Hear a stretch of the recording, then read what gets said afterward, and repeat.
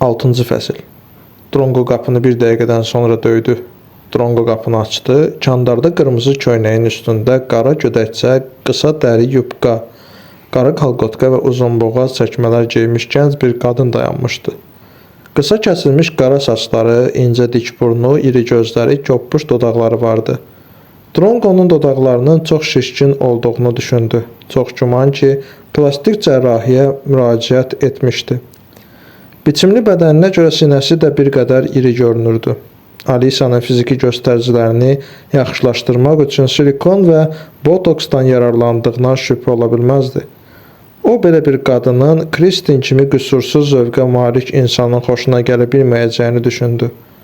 "Axşamınız xeyir," o dedi. Xanım Gindina, bəli, o qarşısında orta yaşlı bir kişini görəcəyini açıq-aşkar gözləmirmiş.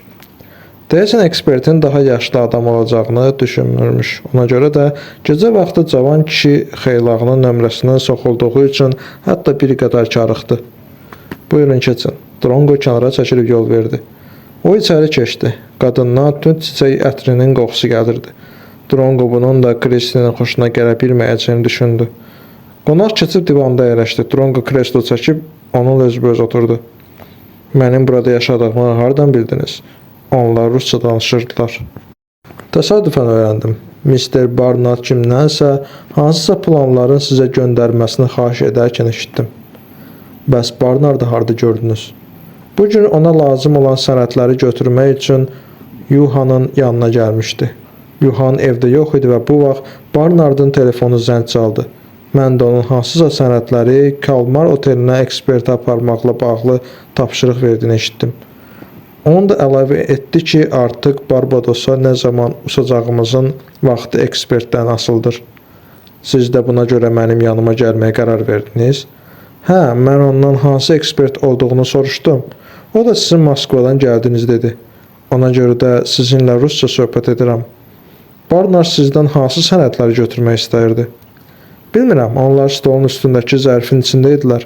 Yuhan dedi ki, onları Barnard üçün hazırlayıb." "Gəlişinizin məqsədini öyrənə bilərəmmi?" "Bəli." Alisa ayağının üstünə aşırdı. Qısa yubkası çırmandı, qara kalqotkalı buludları göründü. "Gəlmişəm ki, səfərimizin vaxtını çox uzatmamağınızı xahiş edim." Artıq ikisi bu səfərin əleyhinədir, Drongo düşündü. Ancaq deyəsən, hesab 2-1 oldu. Bu gənc xanım Barbadosa hökmən getmək istəyir. "Bilirsinizmi, məsələ burasındadır ki, Kristin yeni sənədli filmdə çəkiləcək." Alisa həyəcanı davam etdi. "Ona görə də mənim üçün də əla şans yarana bilər. O mənim bir neçə işimi görüb. Əlbəttə, bunlar o qədər də ciddi işlər deyil. Ona görə də hesab edir ki, pis aktrisayam və özümü onun oğlunun yatağına atmaqla karyera qurmaq istəyirəm. Amma mən istəyirəm ki, o məni tamamilə başqa cür tanısın. Yuhan çoxdan deyir ki, bu bizim yaxından tanış olmağımız üçün ideal variantdır. Ancaq qəfildən eşidirəm ki, səfərimizin təxirə salınmaq ehtimalı var, ya da heç getməyəcəyik." "Dayanın," Drongo onun sözünü kəsdi. "Bu məlumatı sizə kim verib?" "Elə həmin Barnard, o adətən Mrs. Lindegrenin bütün işlərindən xəbərdar olur." Drongo sakitcə başını tərpətdi.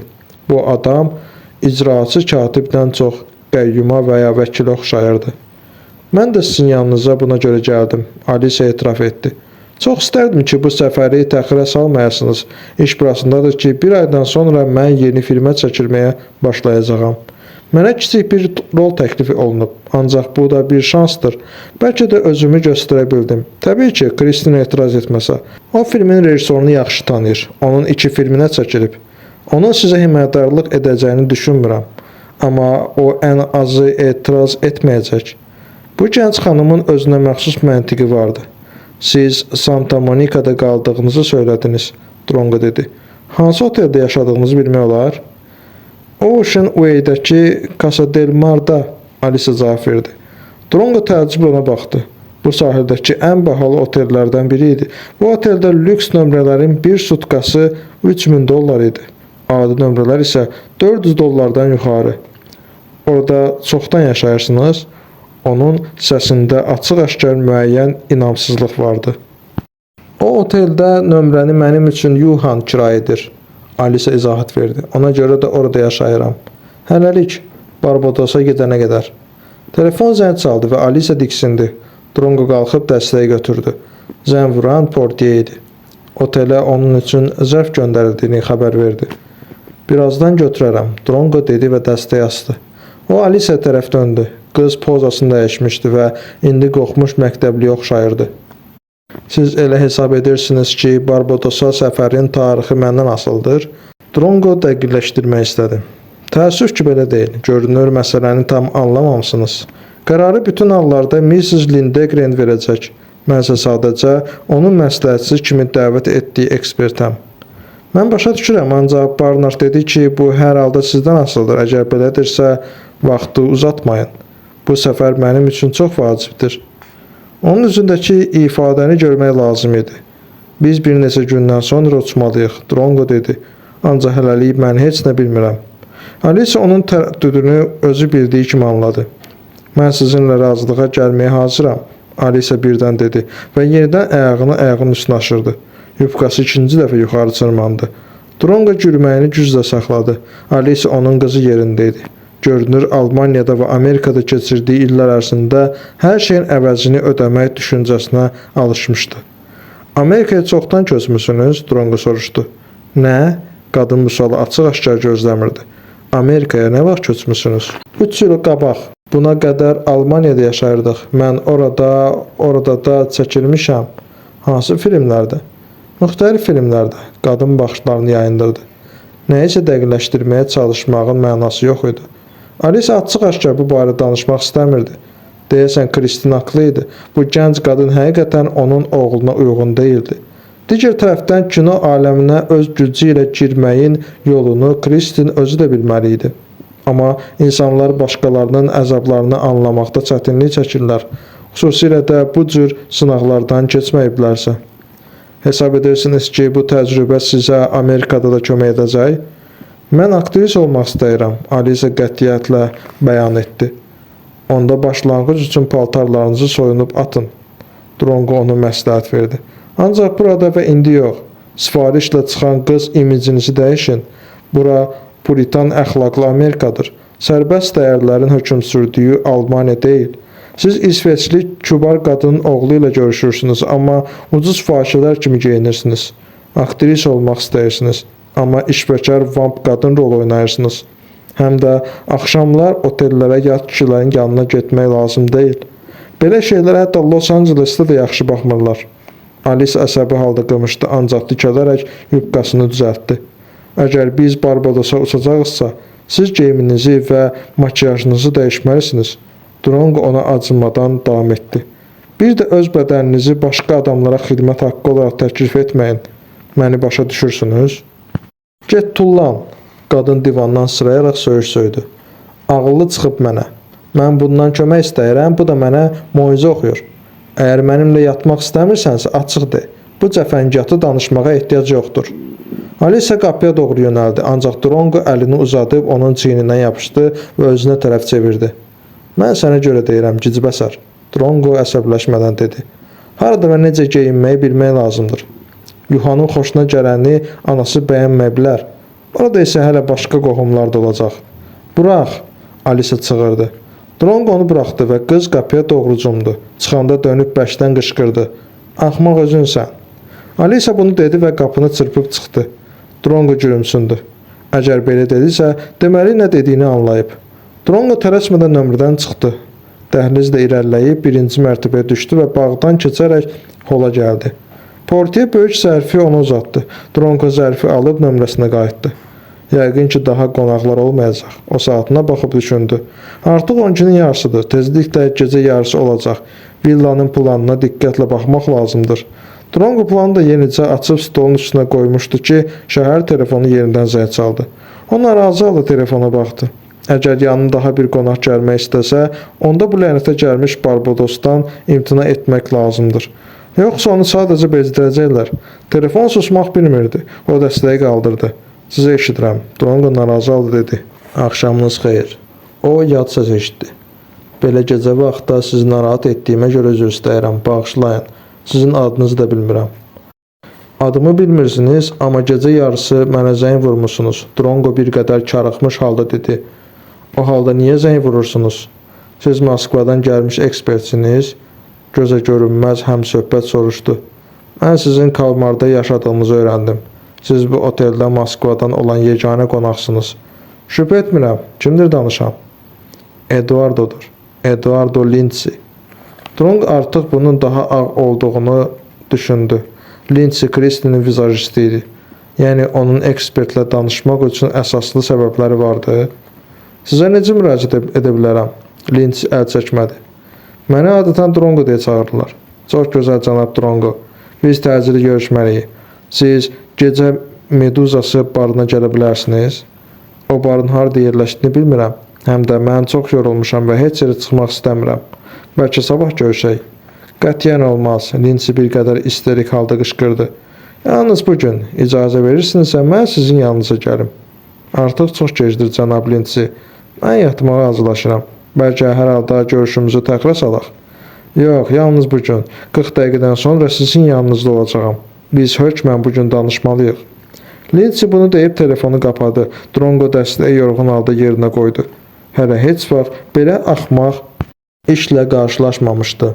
Əvvəlcə onu aktrisanın xəstəliyi ilə çarıxdıran və adada özünü daha da pis hiss edəcəyini söyləyərək ona uçmalarını tələb edən həkim, sonra Kristin'in bacısı qızının ölümündən tərslənərək dərin depressiya düşdüyünü iddia edən kiçik bacısı, ondan sonra da səfərin mütləq baş tutmasında israr edən gəlini, indi isə bu vizajist.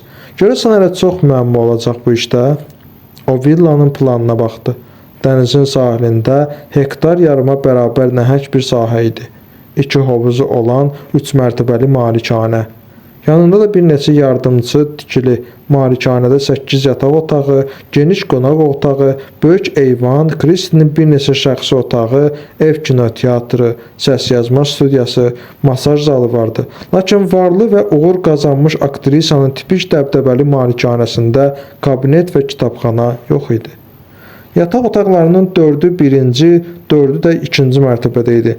İkinci mərtəbədə böyük hamamları olan 2 nəfərlik otaqlar da vardı. Üçüncü mərtəbədə isə yəqin ki, qonaqlar üçün nəzərdə tutulmuş kiçik otaqlardan ibarət idi.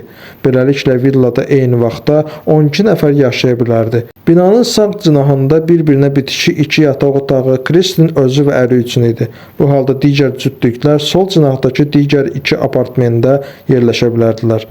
4 kişi isə 3-cü mərtəbədə qala bilərdi. Yəqin ki, Kristin hər şeyi dəqiq hesablamışdı. Beləliklə villada onun sahibləri ilə birlikdə 10 adam yaşaya bilərdi. Vizajist gəlib çıxanda saat 1-ə 15 dəqiqə işləmişdi. O bənəfşə rəngdə ipək kostyum, ağ mayka geyinmişdi. Pırtlaşıq səsləri yaşılımtıl bənövşəyə çalırdı. Sağ qulağında balaca sırğa parıldayırdı. Sağ əlinin barmaqlarında bənövşəyi, qaşları olan 2 üzük vardı. Yetərincə ucaboy, arıq, biçimli və diribaş bir adam idi. Gözlərini azca qara çəkmiş, yanaqlarını da azca qızartmışdı. Laklı çəkmələri də bənövşəyə çalırdı. Otağa girən kimi əlini Drongo uzatdı. Axşamınız xeyir, Lindsay mehribancasına dedi. Ümid edirəm ki, sizə çox da mane olmadım. Harda oturmaq olar? Divanda əyləşin, Drongo tutulsa da özünü tez ələ aldı. Çox gözəl, deyə Lindsay divana tərəf keçdi. Sonra ətrafı göz gəzdirib divanda yox, ondan o tərəfdəki kresloda oturdu. Deməli, siz hamınızın haqqında çox eşitdiyimiz həmin ekspertsiniz. Lindsay əlini havada yerlədi. Sizi nəhayət ki, şəxsən görməyimə çox şadam. Bugün mən Kristin'in yanında olanda ona zəng vurub dedilər ki, sizin qaldığınız Kalmar otelinin onun Barbadosdakı villasını planını göndəriblər. Mən başa düşdüm ki, bizim ora səfərimiz sizin keyfinizdən asılı olacaq. Doğrudur? Tam yox. Bu məsələ Mrs. Lindegrenin istəyindən və arzusundan asılıdır. Bu da aydındır, Lindsay gülümsədi. Ancaq siz ona müəyyən qədər təsir göstərə bilərsiniz. Əgər siz onu o gözəl adada real təhlükə gözlədiyinə inandıra bilsəniz, böyük ehtimalla bu səfərdən imtina edəcək. Tutaq ki, imtina etdi. Bəs bu sizi niyə belə narahat edir? Yaxşı ki, sizin yanınıza məhz bugün gəldim. Lindsay əllərini yenidən oynatdı. Belə danışmaq nəyə lazımdır? Yəni, siz həqiqətən heç nə anlamırsınız? Canlı təbiətin qorunması haqqında olacaq bu filmdə çəkilmək ona son dərəcə vacibdir. Onu onsuz da Moskvada o mirətə qalmış kürkü geyəndən sonra heyvanlara qarşı duyğusuz münasibətdə ittiham edirdilər. Hansı kürkü? Dəqiq yadımda deyil. Ya Su Samuru ya da Şimal türküsü xəzindən idi. Ancaq orada ona bu kürkü tikmək üçün xeyli heyvan öldürmüşdülər. Əlbəttə o gərək belə bahalı hədiyyəni qəbul etməyəydi və fotoqrafların obyektivləri qarşısında onu geyməyəydi. Ancaq geyindi. Ona görə də indi canlı təbiətin qorunması haqqında filmə çəkilməyə borcludur. Ekstravagant görkəminə baxmayaraq Lindsey qətiyyən axmaq deyildi və onun fikirlərinin əsası vardı. Bəlkə də siz haqlısınız, Drongo fikirli başını tərpətdi. Mənim bu kürk məsələsindən xəbərim yoxdur. Onu kim hədiyyə etmişdi? Rejissor Zimakov?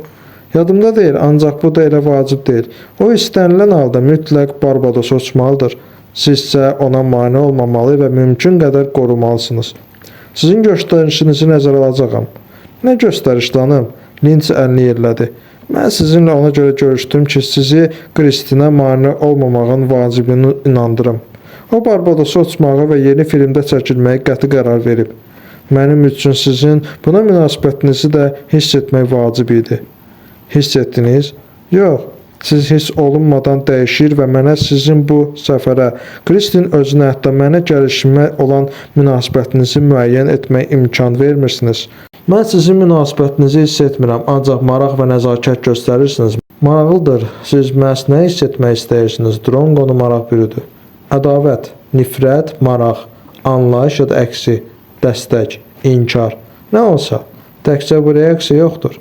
Siz sanki mənim bura gəlişim bu nömrədə peyda olmağımı analiz edirdiniz. Sizin çox maraqlı baxışlarınız var. Siz adama tamamilə rəğbətlə baxırsınız. Əslində isə onun qüsurlarını, üstünlüklərini, qabiliyyətlərini, davranışlarını, nitqini, ədalarını və digər xüsusiyyətlərini öyrənirsiniz. Eşitdiyimə görə siz bu sahədə ən yaxşı ekspertlərdən birisiniz. Bu reputasiyaya tamamilə layiq olduğunuzu indi başa düşdüm. Özümü qəsdən belə göstərirəm, Drongo gülümsədi. Onda siz bunu son dərəcə peşəkarsınız edirsiniz. Siz haçansa teatrda oynamısınız? Yox, mənə adi həyatdakı teatral effektlər də bəs edir. Şübhə etmirəm, artıq siz mənə öz rəyinizi qabaqcadan söyləyə bilərsiniz. Heç olmasa sakitləşməyim üçün. Siz bizim səfərimizin əleyhinə çıxmayacaqsınız ki. Çıxmayacağam, Drongo cavab verdi. Lindsey diqqətlə söhbətinə baxdı və yenə əlini yerlədi. Onun çox ağıllı gözləri var, Drongo düşündü. Belə gözlər əzab çəkən adamlarda olur. Bir də qəddar və ədəbsizlərdə. Səbəbini bilmirəm, ancaq sizə inanıram, Lindsey dedi. Ümid edirəm ki, Barbadosa birlikdə uçacaq. Siz o adada olmusunuz? Olmamışam, Drongo etiraf etdi. Avropadan ora uçmaq çox uzaqdır. Mən isə təyyarədə uçmağı xoşlamıram. Ancaq qorxduğunuzu deməyin, sizin peşənizlə elədir ki, var. Mən okeanın üstündə uzun müddət uçmağı sevmirəm. Ola bilər ki, qorxuram. Ya da ehtiyat edirəm. Gülməlidir, belə bir peşə sahibi təyyarədə uçmaqdan qorxur. Lindsey gülümsədi. Məncə Kristinin Barbadosa uçmaq üçün adətən xüsusi təyyarə sifariş verməsindən xəbəriniz var. Xəbərim yoxdur, ancaq belə təyyarədə heç uçmaram. Adi reys avialineri daha yaxşıdır. Onu heç olmasa Barbadosa dəfələrlə uçmuş peşəkar pilotlar idarə edir. Həm də böyük təyyarələr daim güclü küləklərin əsdiyi okeanın üzərindən uçarkən çox da bərk sirkələnmirlər. Bu doğrudur. Barbados yer üzərində əsl cənnətdir. Mənə elə gəlir ki, ora getsəniz peşman olmazsınız. Ümid edirəm ki, olmaram. Lindsey cəld ayağa qalxdı. Belə geç vaxtda qəfil gəldiyimə görə bağışlayın. O vidalaşarkən dedi. Ancaq məni buna hansı motivlərin sövq etdiyini zənnimcə anladınız. Görüşənədək, cənab Drongo. Görüşənədək, cənab Lindsey, tanışlığımıza çox şad oldum. Mən də. Onlar bir-birinin əlini sıxdılar və bu tanışlıqdan məmnun qaldılar. Gecə saat 2-də Drongo duş qəbul edib yatmağa getdi. Yuxuda bu uzun gündə tanış olduğu 4 adamı gördü. Kristin də daim onun yanındaydı və nə danışdıqlarına diqqətlə qulaq asırdı. Drongo'nun üzünün ifadəsini heç cür görə bilmədi. 7-ci fəsil. Səhər tezdən Moskvaya Edqara zəng vurdu. Rusiya paytaxtında artıq axşam düşmüşdü. Vaydemanis onun zənginə təəccüblənmədi. O öz dostunun xarakterini yaxşı bilirdi. Amerikadakı tanışlarımızdan birinə zəng elə və onlardan kompüterdə oturan istənilən polis zabiti vasitəsilə Kaliforniya nömrəli göy Chevrolet'in kimə məxsus olduğunu öyrənmələrini xahiş et, deyə Drongo avtomobilin nömrəsini diktə etdi. Yarım saatdan sonra sizə zəng vuraram, Edgar söz verdi. Chicago'ya da San Francisco'ya zəng etmək olar. Orada bizim dostlarımız var. Kimə zəng vurursan vur, Drongo dedi. Mənə o maşının kimə məxsus olduğunu mütləq öyrənmək lazımdır. O dəstə yerinə qoyub vann otağına yollandı. Amerikaya uçmaq onun yuxusunu həmişə ərşə çəkir. İlk vaxtlar adətən ya səhər saat 5-də ya da 6-da uyanırdı. Daha yarım saatdan sonra stolun arxasında oturub təsəvvüründə canlandırdığı sxem haqqında düşünürdü. Mərkəzdə Kristin Lindegrendir. Ondan sağda həkim Arvidas Morgunas və bacısı Agnesa Lindegrendir. Onlar Kristinin Barbadosa uçmasının əleyhinədir. Sol tərəfə o Alisa Gindinanı və Eduardo Lindsini qoydu. Qalırdı mövqeyini bilmədiyi 3 nəfər. Kristin əri Antonia Monicelli, Agnesa'nın dostu Yuri Gorlac və katib Daniel Barnard. Bu 3 nəfərin fikri hələlik bəlli deyildi. Hərçənd Barnard dünən əməlli başlı fəallıq göstərmişdi. Drongo Barbadosa gedəcək hər bir adamla şəxsən tanış olmağa şüuraltı ehtiyac hiss edirdi. Deyəsən Lindsay söyləmişdi ki, Kristin adaya uçmaq üçün xüsusi təyyarə sifariş verir. Onda belə çıxır ki, onlar hamısı birlikdə uçacaqlar. Drongo yenə villanın planına qayıtdı. Onu əzbər öyrənməli, ora getməmişdən qabaq hər bir ağacın yerini, hər iki hovuz dənizdəki çimərliyə, eyvandan mətbəxə qədər olan məsafəni bilməli idi. Hər şey santimetrinəcən əzbərləməli idi. Yarım saatdan sonra Edgar zəng vurdu. Əgər siz maşının nömrəsini, rəngini və markasını bilirsinizsə, onun sahibini müəyyən etmək bir neçə saniyənin işidir. Vahid kompüter sistemi avtomobilin sahibini müəyyənləşdirməyə Birləşmiş Ştatların hər yerində imkan verir. Həmin kompüter sisteminə çıxış olan istənilən polis zabiti onu maraqlandıran maşının sahibinin kim olduğunu birbaşa öz avtomobilindən aydınlaşdıra bilər. Maşın Angelika Boyd'un adına rəsmiləşdirilib. Edgar xəbər verdi. Mənə dedilər ki, o Los Angeles'te yaşayan Afro-Amerikalı qadındır. Onun ünvanını bilmək istəyirsən? De görək, Drongo dedi. Ola bilsin ki, ona baş çəkdim. Onunla harada tanış olmusan? O özü öz xidmətini təklif etdi otelin qarşısında. Maşında oturub məni gözləyirdi. Görürsən, Amerika fahişələrinin xidmət keyfiyyəti necə inkişaf edib, ailəvi mehmanxananın qarşısında növbə çəkərək öz xidmətlərini təklif edirlər. Yəqin ki, imtina etməsən. Böyük çətinliklə, yaxşı, sağ ol. Drongo sağollaşdı və yenidən villanın planının üstünə əyildi.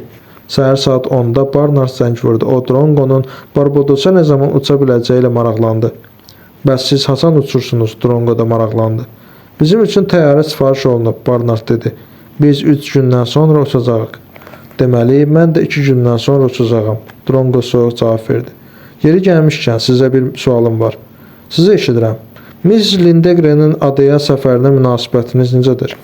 Siz onun hərəkətinə haqq qazandırırsınız, yoxsa onu bu səfərdən çəkindirməyə çalışırsınız?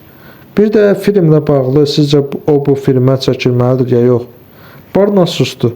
Görünür sual onun üçün bir qədər gözlənilməz olmuşdu. Alo, siz məni eşidirsiniz? Drongo soruşdu. Eşidirəm, mən sadəcə Mrs. Lindegren'in şəxsi katibiyəm. O necə qərar verəcəksə elə də olacaq. Hazırda bunun mənim üçün heç bir fərqi yoxdur. Qərarı Kristin özü qəbul edəcək. Siz olduqca ideal katibsiniz, Drongo zarafat etdi. Sağ olun, Barnard dəstəyə asdı. Maraqlıdır, o öz fikrini demədi, amma bəlkə də belə yaxşıdır. Drongo Barnardı mərkəzə qoydu. Kristin Lindegren'in altına. Günorta yeməyinin nömrəsinə sifariş verdi. Nahar etməyə macal tapmamış, holdan zəng vurub cənab Gorlaçın onu gözlədiyini xəbər verdilər. Gorlaç cənab Drongo ilə görüşmək üçün otelə təşrif buyurmuşdu. Onun inatkarlığı holda növbə çəkən portiyeni təəccübləndirmişdi. Çünki oteldə heç bir Drongo filan qalmırdı. Drongo oteldə təbii ki, əsr adı ilə qeydiyyatdan keçmişdi. Ancaq gələn naməlum adam sındıra-sındıra danışdığı ingilis dilində Moskvadan gəlmiş qonaqla görüşməkdə təkid etmişdi və portiye yalnız bundan sonra Drongo'ya zəng vurmuşdu. O hala düşəndə orada astaca vargəl edən Yuri Gorlaçı gördü. Görkəmindən ona 50 yaş vermək olardı. O, təxminən Drongo ilə eyni yaşda, yekəpər, enlikürək bir kişi idi. Açıq rəngdə saçları, açıq qəhvəyi pırpız qaşları, iri burnu, yekə ağzı, sulu gözləri vardı. Belə adam qadınların xoşuna yalnız öz gücü və kobudluğu ilə gələ bilərdi. Dronqo istər-istəməz qonağın əllərinə baxdı. Yuri Qorlaçın fermerlər kimi iri, uzun qabarlı əlləri, yoğun barmaqları vardı. O, boz kostyum və enli zolaqları olan boz köynək geyinmişdi. Qalstuk taxmamışdı. Dronqo onu görən kimi ona tərəf döndü və dərhal qaşqabağını tökdü. Salam, o kifayət qədər acıqlı səslə dilləndi. Dronqo deyilən sizsiniz? Salam, Dronqo əlini uzatmadan nəzakətlə salamlaşdı. Tam anlamadı, necə yəni deyilən? Çox gözəl anlayırsınız, Qorlaç rusca danışırdı. Sizin haqqınızda çox eşitmişəm. Bizim Ukraynada sizi uydurma əfsanə, folklor personajı hesab edirlər. Ancaq sən demə, doğrudan da mövcud imişsiniz. Gördüyünüz kimi elədir. Mənə görə nə qulluq? Dünən mənim tanışım Agnesa Lindegrenin sizin yanınıza gəlmişdi. O, oteldə sizin yanınızda olub. Ola bilər, deyə Dronqo nə təsdiq, nə də inkar etdi. Sizə nə lazımdır? O sizdən kömək istəyib, siz isə imtina etmisiniz. Qorlaç hisslə guruldadı. Belə alçaq olmaq lazım deyil. Əgər sizdən xahiş edirlərsə, danışığınıza fikir verin. Dronqo təmkinlə məsləhət gördü. Mən hələ sizi tanımaq şərəfinə nail olmamışam və söhbətimizi başlamadan kəsmək istəmirəm. Siz ona rədd cavabı vermişsiniz. Qorlaç inadla təkrarladı. Yəqin özünüzü çox ağıllı hesab edirsiniz. Ona görə də havayı heç kəsə kömək etmək istəmirsiniz. Öz qabiliyyətini pula satan fırıldaqçı. Buradan çıxıb gedin, Dronqo laqeyd təzə dedi. Və bir də bura gəlmək lazım deyil. Mənə hədə-qorxu gəlirsən? Qorlaç qəzəbləndi və əlini, daha doğrusu pəncəsini, belə daha dəqiq olardı, qaldıraraq Dronqonun üstünə yeridi. Ancaq Dronqo onun zərbəsindən asanlıqla yayındı. Çıxın gedin, o yenə xahiş etdi. Burada xoşa gəlməz səhnə düzəltmək lazım deyil. Siz axı iş adamısınız. Küçə xuliqanı deyilsiniz. Sən məni təhqir edirsən. Qorlaç dönüb yenidən Dronqonun üstünə yeridi və yumruğunu onun sifətinə tuşladı. Dronqo cəld bir addım kənara çəkilib onun əlindən yapışdı və onun zərbəsini, istiqamətini asanlıqla dəyişdi. Qorlaç səndələyərək tirtab yerə yıxıldı. Sən məni vurdun. O səsi gəldikcə böyürdü. Səsi otelin divarlarında əks-səda verdi. Mən sənə göstərəcəyəm. Dronqo nömrəsinə qayıtmaq üçün üzünü çevirdi. O, böyük bir ölkənin dağılmasından sonra postsovet məkanında peyda olan belə tipləri yaxşı tanırdı. Bu təhsilsiz, həyasız, qaba, cəsarətli adamlar ümumi qarmaqarışıqlıqdan və hərcməclikdən istifadə edərək oliqarx olmuşdular. Onların hər biri satqın məmurların, şərəfsiz hakimlərin, pulgir prokurorların köməyi ilə var-dövlət qazanmışdı. Başqasının mülkiyyətini zəbt etmək, əlindən almaq üçün onlar bəzən hətta quldur üsullarından da faydalanırdılar. Mən səni, Qorlaç onu bir daha vurmaq üçün ayağa qalxdı. Ancaq Dronqo növbəti dəfə zərbədən yayındı və hücum edən az qala yerə yenə döşənməyə uzanacaqdı. Dronqo ona baxdı. Bəsdir, o dedi. Yetər. Siz artıq öz hikkənizin gücünü nümayiş etdirdiniz. Mən hər şey başa düşdüm. Əgər ağlınız başınızdadırsa, mənim sizdən qat-qat güclü və təcrübəli olduğumu anladınız. Mən sizi çox da güclü olmayan dəqiq bir zərbə ilə öldürə bilərəm. Bağırmağı da dayandırın. Bizi eşidirlər. Ancaq o əfəlliyindən hiddətlənmiş biznesmeni saxlamaq çox çətin idi. O əlini yenə yuxarı qaldırdı. Bu dəfə Dronqonun zərbəsi daha cəld və güclü oldu. O, qarın boşluğundan sinir toxumasına dəqiq zərbə endirmişdi. Qorlaç ağzını açdı, dəhşətli ağrıdan bükülərək boğulmağa başladı. Mən səni tapacağam, o inildədi. Əvvəlcə dalaşmaq, sonra isə nə baş verdiyini aydınlaşdırmaq axmaqlıqdır. Dronqo sakitcə dedi. Özünüz gördünüz ki, mən var qüvvəmlə sizinlə dalaşmaqdan yayınmağa çalışdım. Bura nəyə gəlmisiniz? Məni təhqir etməyə, səfehlik və ağılsızlıqdır. Bəs siz niyə ona qulaq asmaq istəməmisiniz? Siz nə baş verdiyini tam başa düşməmisiniz. Divanda oturun və sakitləşin. Sizə belə daha yaxşı olar. Hətta qalib gələ biləcəyinizi düşündüyünüz adama belə heç vaxt hücum çəkməyin. Dronqo Qorlaçın qolundan tutub onu divana oturtdu. Məsələ burasındadır ki, sizin tanışınız məndən onun böyük bacısını Barbados səfərindən çəkindirməyimi xahiş etdi. Mənsə bunu edə bilmərəm, çünki məni məhz adaya uçmaq və orada mühafizəni təşkil etmək üçün tutublar. Ancaq siz onu fikrindən daşındıra bilərsiniz. Bilmərəm, məni heç kəs qulaq asmayacaq, sadəcə işdən uzaqlaşdıracaqlar, vəssalam. Yəni siz heç nə başa düşmürsünüz. Siz ki iş adamısınız, belə şeyləri anlamalısınız. Mən sadəcə dəvət olunmuş ekspertəm və sizin rəfiqənizin böyük bacısının təhlükəsizliyini təmin etməliyəm. Düşünürəm ki, təmin edəcəksiniz, Qorlaç dedi. Yeri gəlmişkən, mən həndbolla məşğul olmuşam. İdman ustalığına namizədəm, ancaq siz mənim zərbələrimdən çox asanlıqla yayına bildiniz. Mən heç vaxt belə şey görməmişəm. Ümid edirəm ki, heç vaxt da görməyəcəksiniz. Agnesia ilə çoxdan tanış olmusunuz?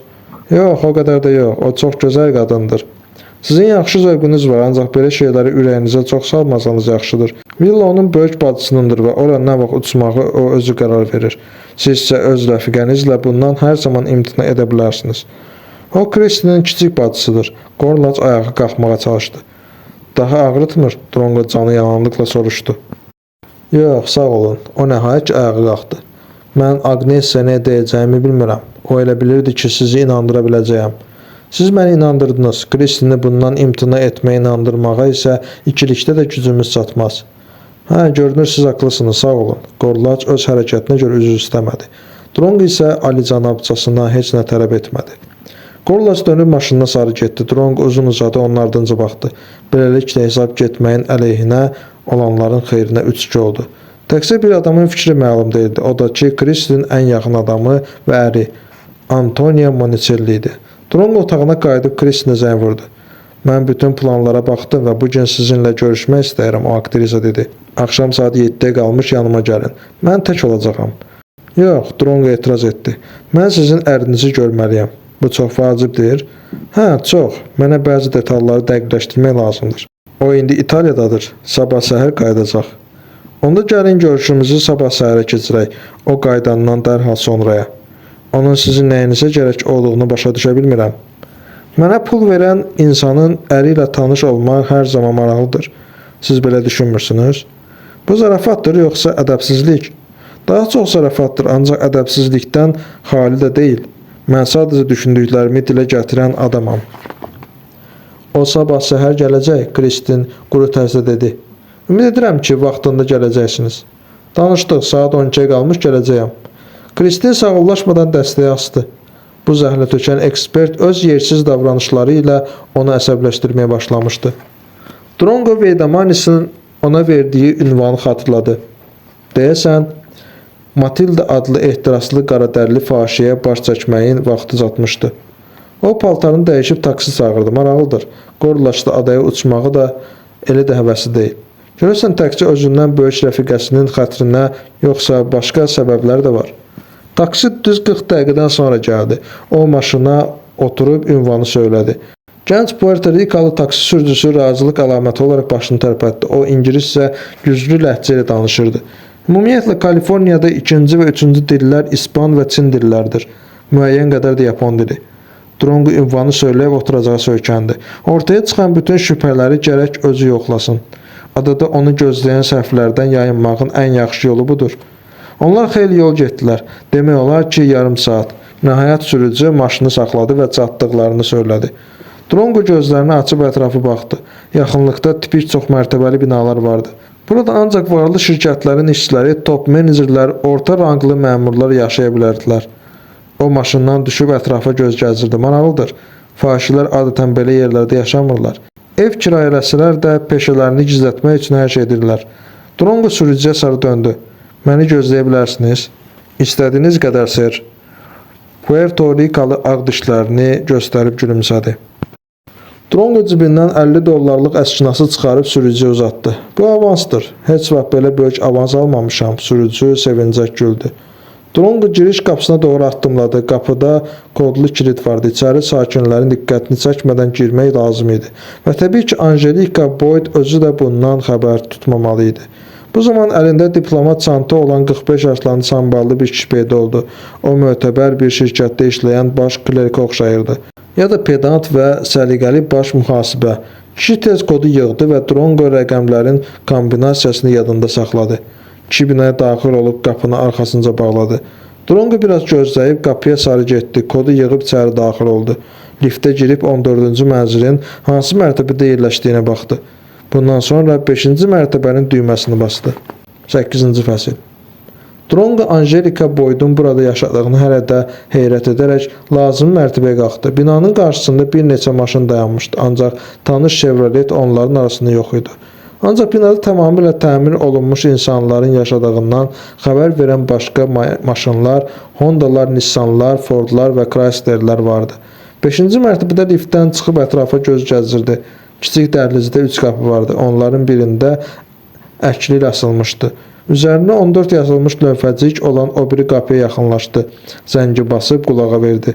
Bundan əvvəl saatına baxdı. 3-ün yarısı idi. Məhəbbət cahilləri adətən bu vaxt oyanırlar. Gecə qazana bilmək üçün yuxudan doymalıdırlar. Addım səslə eşidildi və qapı açıldı. Qapıda 2 gün qabaq axşam gördüyü həmin Matilda dayanmışdı.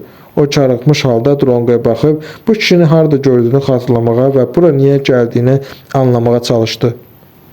O altından hər şeyin, o cümlədən alt paltarlarının göründüyü qısa xalata bənzər nəsə geymişdi. Salam, ev sahibəsi bir qədər çarıqmış halda dedi. Sizə kim lazımdır, kimsiniz? 2 gün bundan öncə siz məni öz maşınınıza oturtmaq istəyirdiniz, Drongo onun yadına saldı. Hə, yadıma düşdü, Kalmarda qalan yaraşıqlı Rus, o dedi. Mən də elə bildim polisdənsiniz. Onun üçün Moskvadan gələnlərin hamısı Rus idi. Ukraynalı, Qorlaç da, hətta Litvalı, Margunas da. Dayan, o birdən qorxdu. Bəs məni necə tapdın? Mən ki sənə ancaq telefon nömrəmi vermişdim. Harda yaşadığımı necə öyrəndin? Maşının nömrəsi ilə, Drongo izah etdi. Bu elə də çətin olmadı. Sənə nə lazımdır? Qadın qaşqabalı halda soruşdu. Bizim aramızda heç nə olmayıb. Nə sən mənə borclusan, nə də mən sənə. Bura niyə gəlmisən? Mənimlə vaxt keçirmək istərsən, mən evdə heç kəs qəbul etmirəm. İndi qızım məktəbdən gələcək. Mən başqa yerlərdə qəbul edirəm. Yox, Drongo cavab verdi. Mən buna görə gəlməmişəm. Sənin gecə klublarını qəbul etdiyini artıq bilirəm. Əgər belə bir evdə yaşayıb o cür maşında gəzirsənsə, deməli yaxşı qazanırsan. Sənin ailəvi mehmanxanaların qarşısında dayanıb müştəri ovlamağa ehtiyacın yoxdur. Mən sənin bu yolla pul qazandığına sadəcə inanmıram. Ona görə də sırağa gün o otelin qarşısına təsadüfən getməmişdin. Sən məhz məni axtarırdın. Qadın Drongoya sözünü qurtarmağa macal vermədən qapını bağlamaq istədi, ancaq xəfiyyə ayağını qapının arasına qoyub buna imkan vermədi. Çarəsiz qalan qadın hiddətlə dedi, indi polis çağıracağam. Çağırmayacaqsan, Drongo dedi. İndi qızın məktəbdən qayıdacaq, ona görə də sənə qalmağa lazım deyil. Hər qonşuların hansı yolla pul qazandığından xəbər tutacaq. Axı mötəbər bir binada yaşayırsan və yəqin ki, özünü hörmətli adam kimi qələmə verirsən. Yaxşı, sənə nə lazımdır? Qadın az qala yalvarmağa başladı. Tez ol de və get. Uşaq doğrudan indi gələcək. Kalmara niyə gəlmişdin? Səni kim göndərmişdi? Sənə görə mənə pul vermişdilər, yaraşıqlı. Orada səni gözləməyim üçün $500 göndərmişdilər. Elə bilirdim axşam çıxmazsan. Sonra səni maşınıma oturtmaq üçün dilə tutdum. Niyə? Kişilər mənim maşınıma niyə oturur? Mən hər şeyi tez və səliqə edəcəkdim. Özü də cəmi $200. Bu çox deyil. Yox, mən bahalı qadınam. Şübhə etmirəm. Bəs $500 sənə kim ödəmişdi? Bilmirəm, doğrudan bilmirəm. Mənə kluba zəng vurub iş təklif etdilər. Sənin Kalmarda yaşadığını dedilər və ətraflı təsvir etdilər. Zərfdə pul da göndərmişdilər. Sən zərfi kimin göndərdiyini bilmədin? Nəyimə lazımdır? Əgər mənə pul göndərir və susmağımı xahiş edirlərsə, deməli susmalıyam. Bizim işdə gərək hər şeylə çox maraqlanmayasan. Onlar səni təsvir etdilər. O təkrar etdi. Hərçənd sənin kimi ucaboy və enli kürək adamı səhv salmaq mümkün deyil. Ona görə də ora gəlib sənin çıxmağını gözlədim. Sonra sənin ardınca sürdüm. Amma sən maşına oturmaqdan imtina etdin. Sənə $500 nə üçün ödəmişdilər? Mən hardan bilim? Bəlkə sənə sürpriz etmək istəyirlərmiş. Ya da hədiyyə. Mənə heç nə demədilər. Və səndən pul götürməyimi də qadağan etmədilər. Mən müştərilərlə razılaşmanı heç vaxt pozmuram. Nəyi necə deyirlərsə elə də edirəm. Bu mənə sərf edir. Hamı düzgün qadın olduğumu və heç kəsi aldatmadığımı bilir. Sənin peşə nəzərə alanda bu etibarı qazanmaq elə asan deyil. Drongon ona ürəyi yandı. Mənə lağ edirsən? Onun gözləri parıldadı. Yaxşı, çıx get. Mən artıq hər şeyi sənə danışdım. Bəs onlar səni niyə göndərmişdilər? Bu qədər pulu niyə vermişdilər? Bilmirəm, özlərindən soruş. İstəyirsən zəng vurduğum yerin telefon nömrəsini sənə verim. Mən sonra onlara dərhal zəng vurdum. Səni xeyli dilə tutsam da maşına oturmaqdan imtina etdiyini söylədim. Onlar heç nə deməyib dərhal əlaqəni kəsdilər. Heç pul barədə də danışmadılar. Zəng vuran kim idi? Qadın ya kişi? Kişi. Pulları isə birbaşa klubda zərfin içində verdilər. Sən gedəcəksən ya yox? Artıq lift qalxır. Telefon nömrəsini mənə de.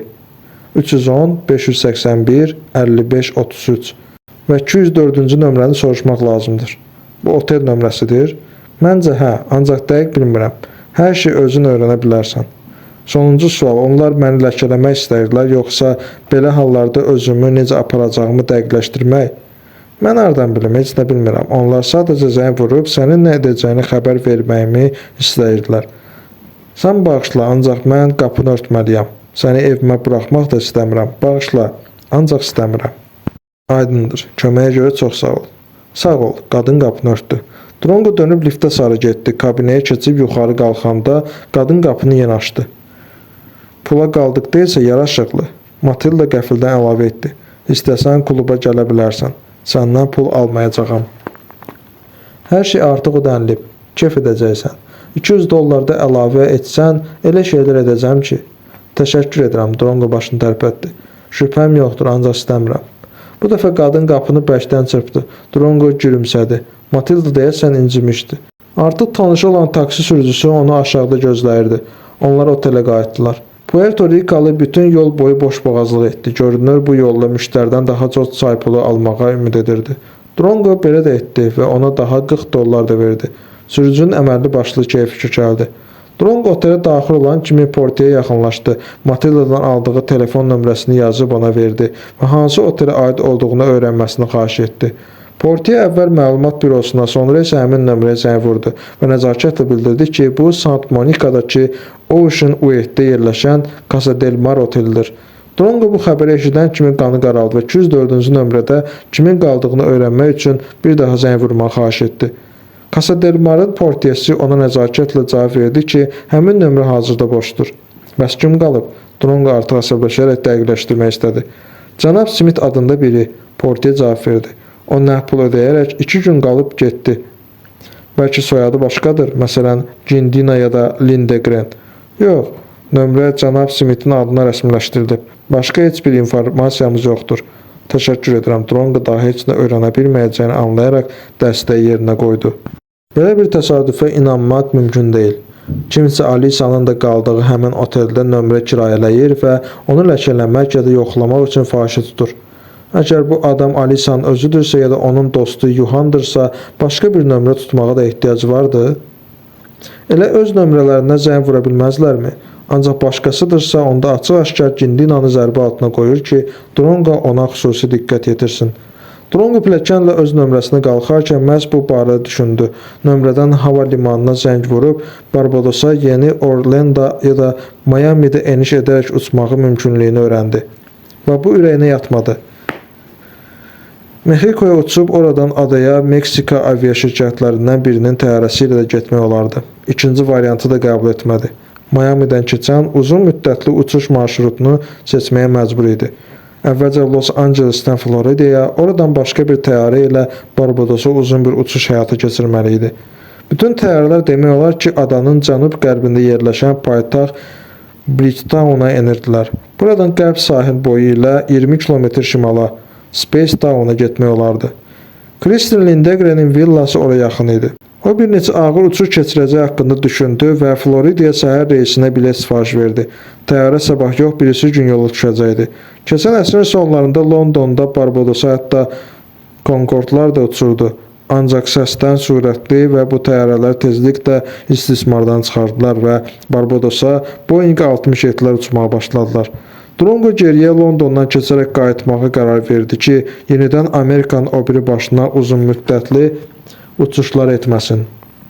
Axşam oteldən bayıra çıxmadı. Villanın müfəssəl planını artıq əzbərləmişdi. Manicelli sabah səhər gəlməli idi. Ona görə də Drongo bu gün həmişəkindən xeyli erkən yatmağa qərar aldı. Vanna otağından çıxıb yatmağa hazırlaşanda saat 7-yə qalırdı. Elə bu zaman şəhər telefonu zəng çaldı. Məncə artıq Barbados ekspedisiyasının demək olar ki, bütün iştirakçıları ilə tanış olmuşam. Drongo özündə hissləndi. Yoxsa bəziləri mənim yanıma ikinci dəfə gəlmək istəyirlər. Bu vaxt kim zəng vura bilər axı? Lap zəhləmi tökdülər. O dəstəyi qaldırdı. Axşamınız xeyir olsun, cənab Drongo. O, Daniel Bernard'ın mülayim səsini eşitdi. Ümid edirəm ki, xeyirli olacaq, o donquldandı. Bugün daha nə baş verib? Heç nə olmayıb, sadəcə göndərdiyim planın xoşunuza gəlib-gəlmədiyini bilmək istəyirdim. Bəlkə hansısa dəqiqləşdirmələr lazımdır. Sizə aydın olmayan hər hansı detallar varmı? Aydın olmayan şeyləri yerində aydınlaşdıracağam. Siz artıq bu barədə məndən soruşmusunuz. Deməli, daha heç bir sualınız yoxdur. Yox, birisi gün adaya uçacağam. Çox gözəl, Mrs. Lindegrenə belə də deyərəm. Bir xahişiniz varmı? Berna soruşdu. Yalnız bir. Eşidirəm sizi. Belə başa düşdüm ki, bütün cütlüklər ikinci mərtəbədəki 2 yataqlı otaqlarda yerləşəcəklər. Elə deyir. Düşünürəm ki, hə. Ora Kristinin şəxsi mərtəbəsidir. Orada onun bacısı, öz dostu, oğlu, öz rəfiqəsi ilə qalırlar. Bu sizi niyə maraqlandırır? Məni 3-cü mərtəbə maraqlandırır. Axı qalan adamların hamısı orada yerləşəcək. Hə, hər bir adamın da öz daimi otağı olacaq. Axı siz həkim və vizajist də gedəcəksiniz, elə deyil? Mən anlamıram, siz nə demək istəyirsiniz? Olarmı mən öz otağımı özüm seçim? Belə daha yaxşı olar. Əlbəttə, siz 3-cü mərtəbədəki istənilən otağı seçə bilərsiniz. Mən zəng vurub 3-cü mərtəbədəki bütün qonaq otaqlarını sizə göstərilməsi ilə bağlı tapşırıq verərəm. 2-ci mərtəbəni də, Drongo dedi.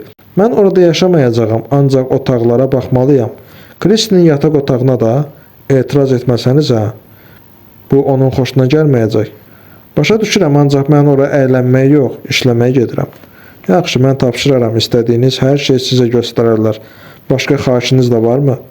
Siz hava limanından villaya necə gedirsiniz? Mühafizəçilər qarşımızdakı 2 böyük qara cipi götürüb hava limanının ardımız gəlirlər. Hərəsinin 7 yeri var.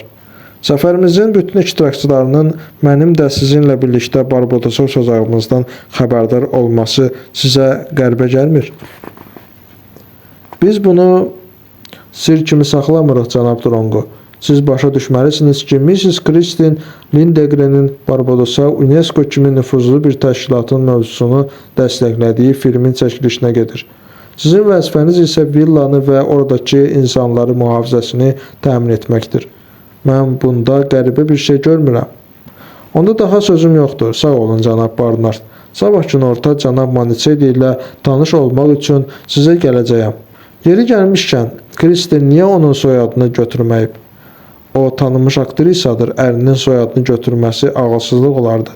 Amerikada aktrisalar ərlərinin soyadlarını keçmir və öz soyadları ilə məşhurlaşırlar. Elizabeth Taylor, Sharon Stone, Julia Roberts, Nicole Kidman, Demi Moore, Uma Thurman. Seyhanı uzatmaq olar. Hamısının əri olub.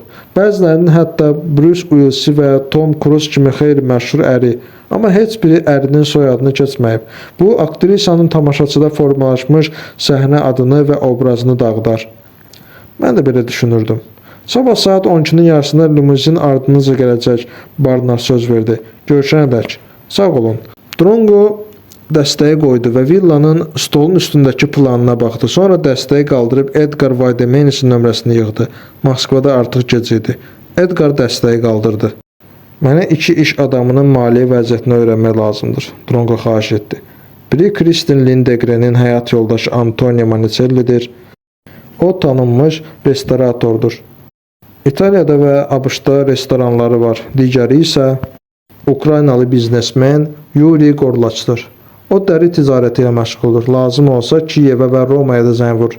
Mənə hər ikisinin maliyyə durumunu bilmək lazımdır. Məni başa düşdün? Mən hər şey edəcəyəm, Edgar cavab verdi. Ancaq vaxt lazımdır. Sənin 2 gün vaxtın var, Drongo razılaşdı. Mən sənə Barbadosdan zəng vuracağam. Bu gecə onun yuxusuna heç nə girmədi və o doyunca yatıb saat 5-in yarısında uyandı. Onun vaxtı hələ çox idi, ona görə də günəş üfüqdə görünən kimi geyinib oteldən çıxdı. O səhərlər küçələr boş gediş-gəlişsiz, mağazalar isə bağlı olanda gəzməyə xoşlayırdı. Elə bir şəhərdə zamanın dayandığı fantastik bir filmə düşürdü. Drongo otelə ancaq 2 saatdan sonra əsəbləri sakitləşmiş və özünü toplamış halda qayıtdı. Limuzin vaxtında gəldi və Drongo onu maraqlandıran məsələləri təsəvvürünə canlandıra Kristinin evinə yollandı. Bu dəfə qonaq otağında onu gözləyən yox idi. Drongo təəccüblə ətrafa baxdı. Kimsə yox idi. O bunun özünə məxsus sınaq üsulu olduğunu düşünüb kresloda oturdu və ev sahiblərindən birinin aşağı düşməsini gözlədi. Bir neçə dəqiqədən sonra artıq tanıdığı qulluqçu peyda oldu və nəzakətlə qonağa gülümsədi. Onlar hovuzun yanındadır, o xəbər verdi. Siz bu qapıdan keçib gedə bilərsiniz. Drongo tünd rəngli kostyumunun hovuza yaxınlaşmaq üçün münasib geyim olmadığı haqda düşündü. Bayırda havanın temperaturu Selsi dərəcəsi üzrə müsbət 20-dən artıq olmazdı. Bəlkə də bu hava Kristin üçün isti idi, ancaq İtalyan Moncellinin bu temperaturda çimə bilməsi ağla sığmaz idi. Drongo bu fikirdən üşüyüb büzüşdü. Doğma Bakıda o suyu ancaq havanın temperaturu 30-u keçdikdə, suyunki isə 25-ə yaxınlaşdıqda girməyə razı olardı. O tipik cənublu idi və soyuq hava onun müvazinətini uzun müddətə poza bilərdi. Lakin böyük hovuzun yanında heç kəs yox idi. Drongo təəccüblə ətrafa boylananda bir adamın ona əl yellədiyini gördü. Bu, düzbucaqlı formasında kiçik otağın pəncərəsindən ona baxan Daniel Barnard idi. Böyük hovuzun yanında şüşə altında gizlədilmiş ikinci bir hovuz da vardı. Orada süni yolla yüksək temperatur təmin olunurdu. Drongo bağı aparan qapıdan içəri keçdi.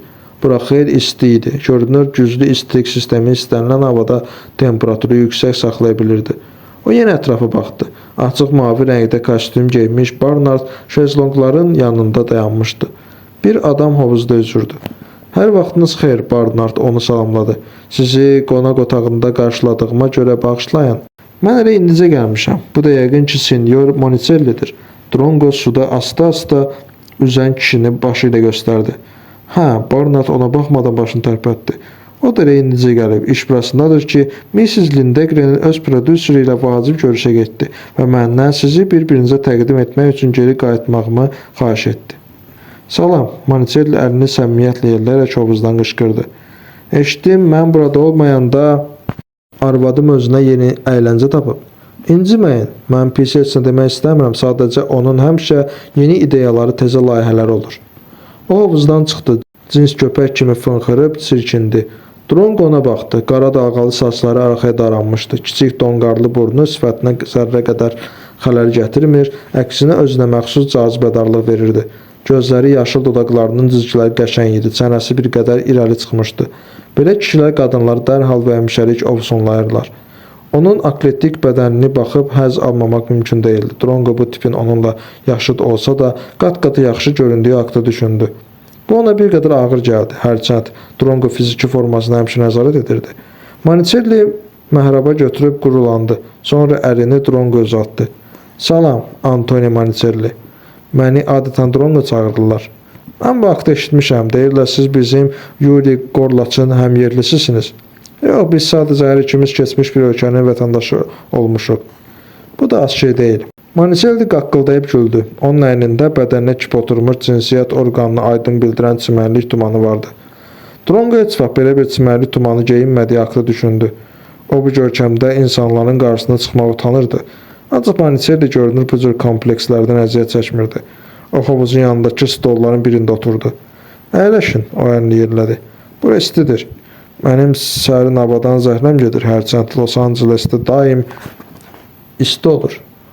Mən axı İtalyanam. Bundan başqa Neapolluyam. Qızmar cənub günəşinin altında böyümüşəm. Oralar həmişə çox isti olur. O ingiliscə qüsursuz danışır. Demək olar ki, ləhcəsiz. Avropadan gəlmiş qonaqdan çox Amerika İtalyanları kimi. Sizi yaxşı başa düşürəm, Drongo gülümsədi. Los Angeles'a çoxdan gəlmisiniz? 2 saat qabaq. Uçuşlar məni qətiyyən yormur. Xüsusilə də laynerdə qəşəng stüardessa varsa. O arvadının katibi eşitməsin deyə sakitcə əlavə edib qonağa göz vurdu. Birinci dərəcəyə uçanda stüardessalar daha üz yola olurdular. O artıq uzadan dedi. Bernardın sifətinin bir qədər dəyişməsi Drongo'nun diqqətindən yayınmadı. Ancaq katib sustu. Mənim nə üçün dəvət olunduğumu bilirsiniz? Drongo soruşdu. Bizim bədənlərimizi qorumaq üçün, Monicelli güldü. Onun dişləri ideal dərəcədə düz və qəşəng idi. O dərəcədə gözəl idi ki, istər-istəməz yaxşı stomatoloqu yada salırdı. Cənab Drongo ekspert analitikdir, Barnard müdaxilə etdi. O da bizimlə Barbadosa uçacaq. Çox gözəl, Monicelli şad oldu. Axır ki, yanımda da daha bir əsir kişi olacaq. Yoxsa bir sürü düşük və cici adamlar. Onlarla söhbət eləyə də bilmirəm. Bəs birinci kimdir? Drongo maraqlandı. Nə birinci? Nəyə deyirsiniz? Siz daha bir dediniz. Kimi nəzərdə tutursunuz? Sizi və Yuri Gorlaçı. Qalanları isə ancaq gülüş doğurur. Bizim həkim dünyada hər şeydən qorxur. Vizajistə isə qadın paltarı geyindirmək lazımdır. Katibimiz isə soyuqqanlı və hər şey bilən tərki dünyadır. Monicelli hovuzun baş tərəfində bar piş taxtasına baxdı. Bəlkə viski? O soruşdu. Yox, sağ olun. Hovuzun kənarında və belə istidə mənə pis təsir edir. Drongo etiraf etdi. Amma zahirən yaxşı təəssürat bağışlayırsınız. Deyəsən boyumuz eynidir. Sizdə nə qədərdir? 1 metr 87 santimetr. Məndə 1 metr 81 santimetr. Deməli təxminən bir boydayıq. Narahat olmayın, 4də 1 litr sərbəst içə bilərsiniz. Sizin çəkiciniz üçün bu elə də çox deyil. Mən axı restorantoram. İçkidən və yeməkdən başım çıxır. Yeri gəlmişkən Barbadosda çox yaxşı şərab barı olacaq. Mən sizi hamısının dadına baxmağa məcbur edəcəyəm. Maniçelli qəhqəhə çəkdi. Məni niyə görmək istəyirdiniz? Tanış olmaq üçün. Arvadı məni işi üçün dəvət edən bir adamı yaxından tanımağı vacib hesab etdim. Bizdə onunla bu tipli məsələlərdə sərbəst üzgüçülükdür, Maniçelli dedi. Siz bu Barnarda baxmayın, o sadəcə heykəldir, adam deyil. Mənim Kristinin yeni layihəsindən qətiyyən xəbərim yoxdur. Bir halda ki, belə qərar verib, belə də olsun. Mən ona heç vaxt etiraz etmirəm.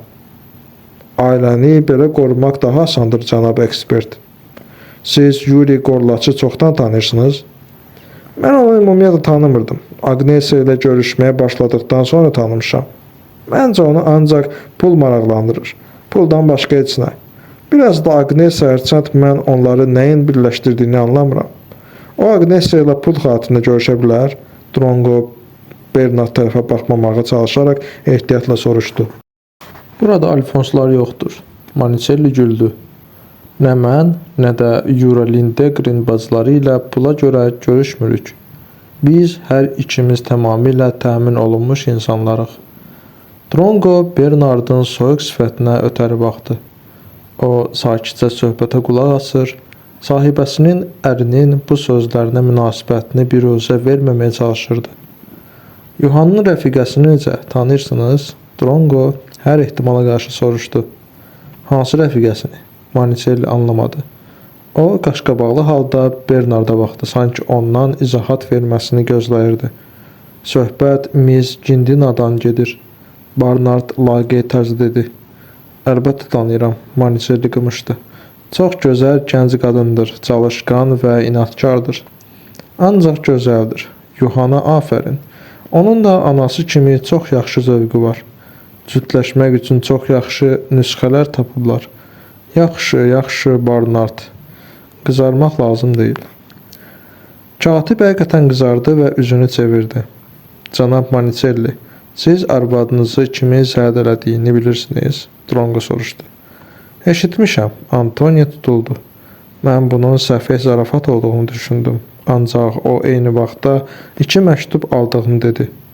O məktubları polisə vermək lazım idi. O isə məhv edib.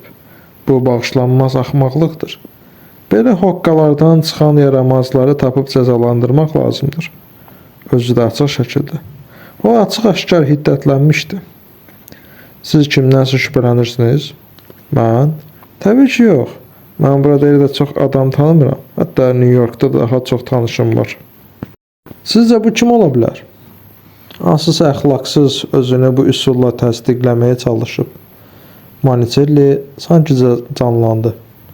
Bu şəhərdə nə qədər psixopatın yaşadığını siz bilməlisiniz axı. Hərə bir aktrisaya vurulur və özünü taleydən küskün hesab edir. Biri prezidentə atəş açır, biri qüllədən tullanır, biri sevdiyi adama hədə qorxu gəlir. Əgər həmin məktubun Kristinin pərəstişkarlarının birindən gəldiyi aşkara çıxsa, buna təəccüblənmərəm. O sadəcə olaraq Kristinin Barbadosa uçmasını istəmir. Siz bu versiya üzərində düşünmüsünüz? Yox, Drongo etiraf etdi. Bu versiya mənə son dərəcə eksotik görünür. Nahaq yerə. Bu dəqiq hansısa psixin biridir. Bu yolla seçilmək, hamıdan fərqlənmək istəyir. Sizin daha hansı suallarınız var? Daha yoxdur, Drongo gülümsədi. Sizə mane olmaq istəmirəm. Siz də Kristinlə birlikdə adaya uçacaqsınız? Əlbəttə, mən indi onu tək buraxa bilmərəm. Hətta sizin kimi bir kavalerin müşayiəti ilə də, cənab Drongo. Adınızı düzgün dedim. Düz dediniz. Drongo ayağa qalxıb əlini uzatdı. Maniçelli də dikəlib onun əlini sıxdı. Barnard yerindən tərpənmədi. Drongo gedərkən onunla başını tərpədərək sağollaşdı. Deyəsən Antonio Maniçelli bunların arasında yeganə normal adamdır. Drongo düşündü. Onun heç bir illüziyası yoxdur və reallığa ayaq yanaşması ilə seçilir. Kristinə Məhz belə kişi lazımdır. Güclü, əzimli, dəyişkən, heç bir avtoritet tanımayan, deyirlər əskiklər vəhdət təşkil edir. Bu şiir necə yazmışdı? Onlar dostlaşdılar, dalğa və daş, şeir və nəsir, buz və alov, ya da əksinə. Aradan neçə illər keçir, amma o böyük şairin bir çox şeirlərini hələ də əzbər xatırlayır. Dronqo daxili bağçadan keçib, yenidən qonaq otağına daxil oldu. Yuxandan başqa o artıq bütün iştirakçılarla tanış olmuşdu. Məktubları Kristinə onlardan birinin göndərməsi və onun həyatını kabusa döndərməsi ağlabatan deyil. Belədirsə, onda məsələ daha da qəlizləşir. Deməli, o kənarda yad bir adamı axtarmalıdır. Bu isə işi qat-qat çətinləşdirir.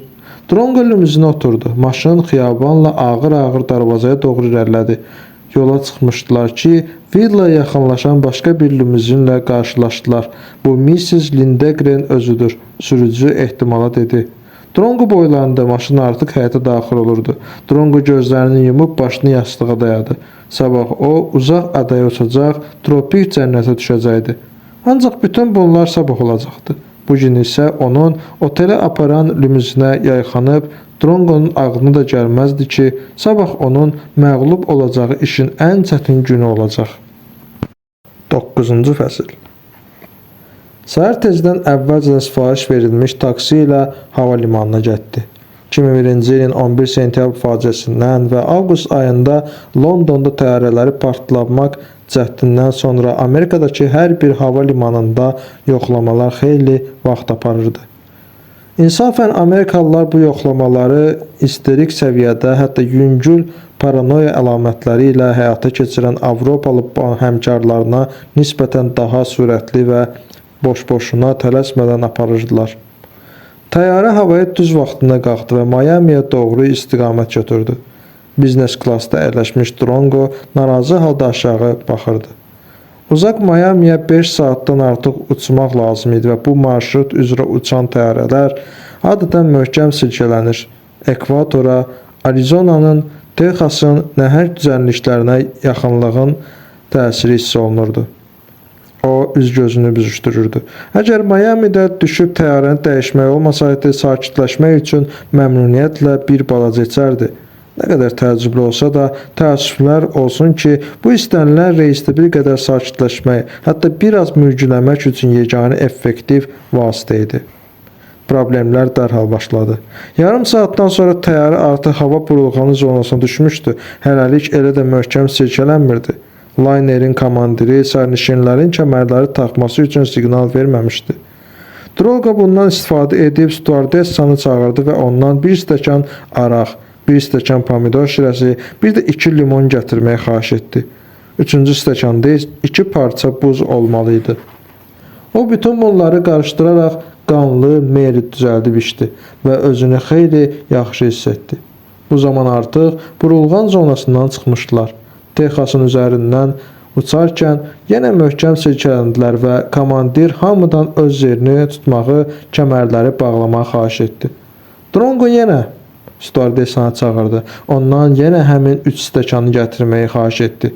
İkinci Mary'dən sonra artıq o qədər də qorxmurdu. Ancaq təyyarə yenə əvvəlki kimi silkələnir, sanki top kimi atılıb düşürdü. Dronqo 3-cü Mary'ni içdi və tamamilə sakitləşdi. Təyyarə demək olar ki, eniş edənəcən silkələndi, ancaq o özünü son dərəcə sakit hiss etdi. Əgər birinci kokteyldən sonra o hələ xeyli əsəb keçirirdisə, ikincidən sonra sakitləşdi, üçüncüdən sonra isə ümumiyyətlə heç bir silkələnmə filan hiss etmədi. Miami axşam endilər, vaxt fərqi özünü göstərirdi. Hava limanında 2 saat gözləmək lazım idi. O restorana keçib tünd limonlu çay sifariş verdi. 3 stəkan çay içəndən sonra özünü xeyli yaxşı hiss elədi. İndi onu az qala okeanın yarısının üzərində olduqca çətin bir uçuş gözləyirdi. Barbados Şimali Amerikadan Haitiyə qədər uzanan kiçik Antil adalarından biraz aralıda yerləşən, bir sözlə Bridgetown'da yerə enmək üçün 3 saatdan çox uçmalıydı. Təyyarəyə minəndə əmin idi ki, bu günlük bütün macəralar başa çatıb. Ancaq yanılırdı. Onlar hələ yenicə başlayırdı. Əgər bundan əvvəl təyyarə Şimali Amerikanın ucsuz-bucaqsız səhraları üzərindən uçarkən silkələnirdisə, indi hava layneri aşağıda qaralan okeanın üstü ilə o yan bu yana yırğalanırdı. Onlar Baham adalarını keçib cənub-şərqə istiqamət götürdülər. Bundan öncə böyük Boeing 767-də uçurdusa, indi qəzəbli qasırğanın uşaq oyuncağı kimi o tərəf bu tərəfə atdığı Boeing 737-də oturmuşdu. Stüardessa biznes klasın balaca salonunda demək olar ki, görünmürdü. Drongo getdikcə daha çox əsəbləşir və qorxur, düşünürdü ki, gərək bir də heç vaxt belə uzağa uçmağa razı olmasın. Barbados ekvatorun lap yaxınlığında yerləşirdi. Təyyarə cənuba doğru irəlilədikcə qarşıdan əsən külək daha da güclənirdi. Uçuşdan yarım saat sonra külək təyyarəni elə güclü şəkildə atıb tutmağa başladı ki, o boyda layner sanki bu dəqiqə parça-parça olacaqdı. Hətta bu cür uçuşlara öyrəşmiş sərnişinlər də narahat olmağa başlamışdılar. Drongo çətinliklə ayağa qalxdı. Stüardessa yaxınlaşdı və bir şüşə araq istədi. Ancaq stüardessada yalnız cin, rom və viski vardı. O istənib bir butulka cin, sonra buz parçaları ilə dolu stəkan və 2 banka tonik götürdü.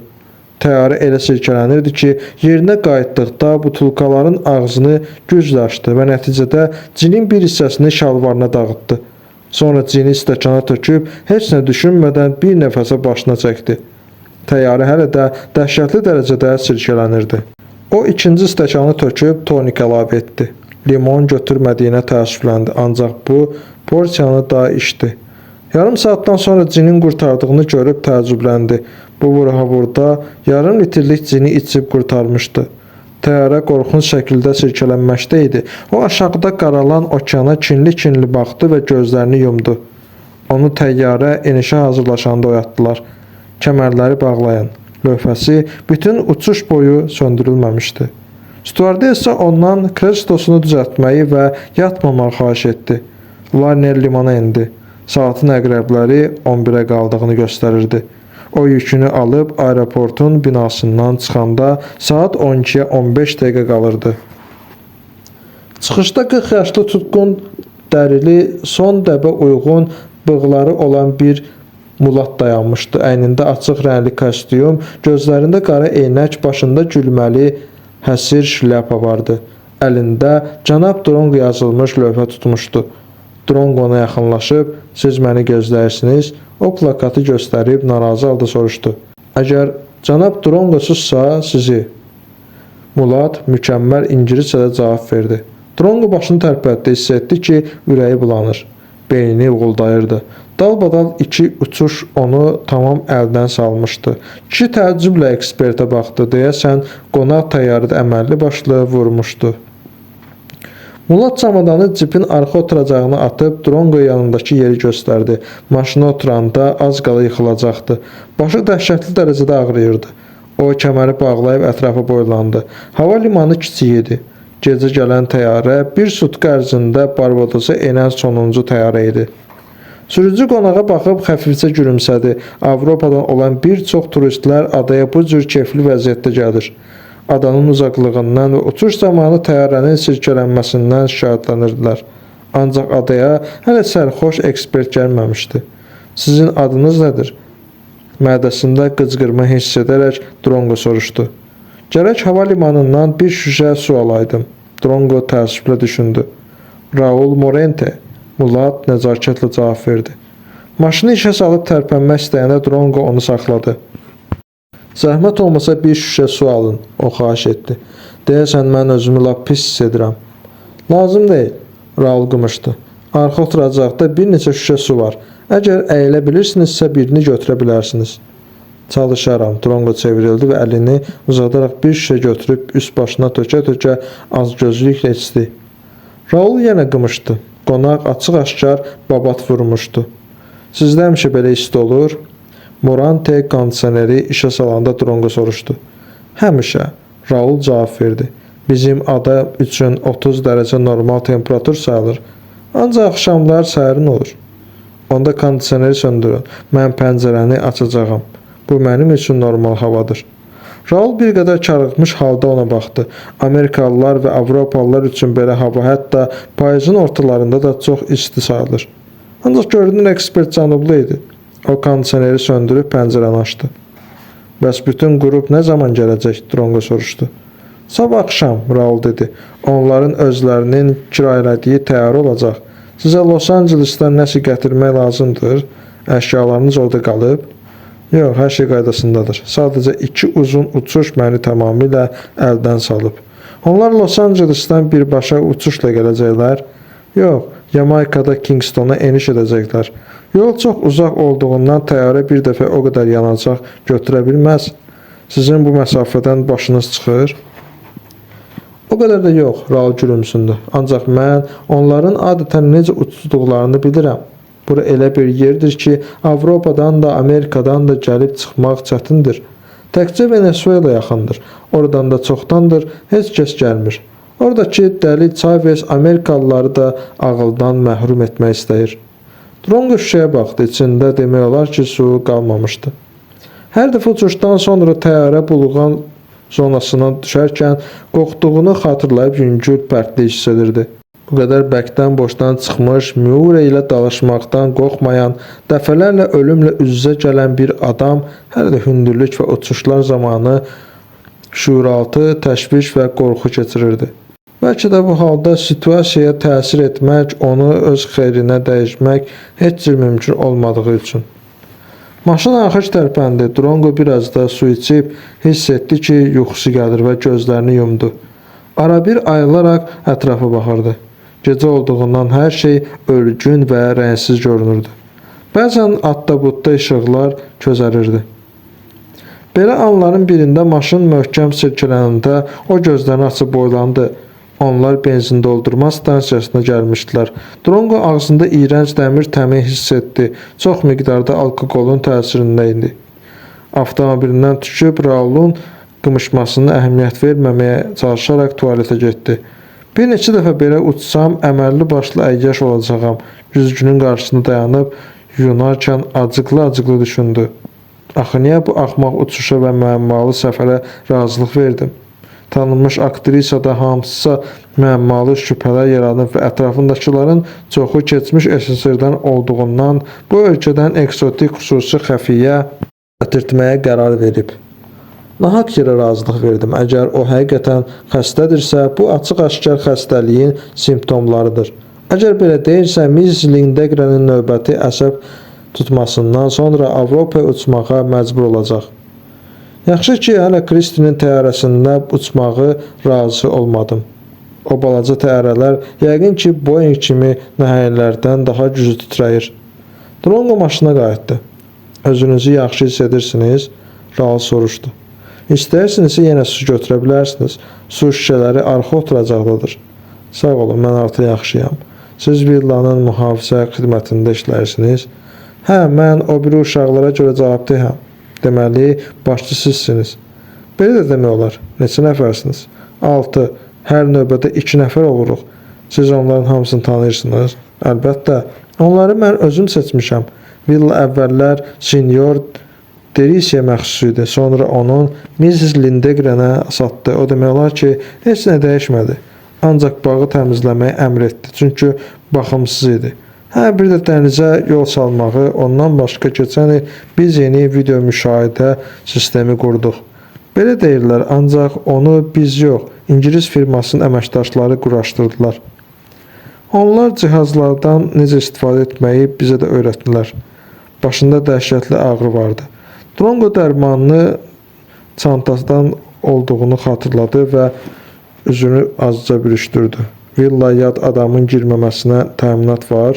Drongo maraqlandı. Heç kəs keçə bilməz. Raul başını tərpətdi. O gəlmə ekspertin özünü necə pis hiss etdiyini görürdü. Buna baxmayaraq ekspert çox düzgün suallar verirdi. Nitqi səlis idi.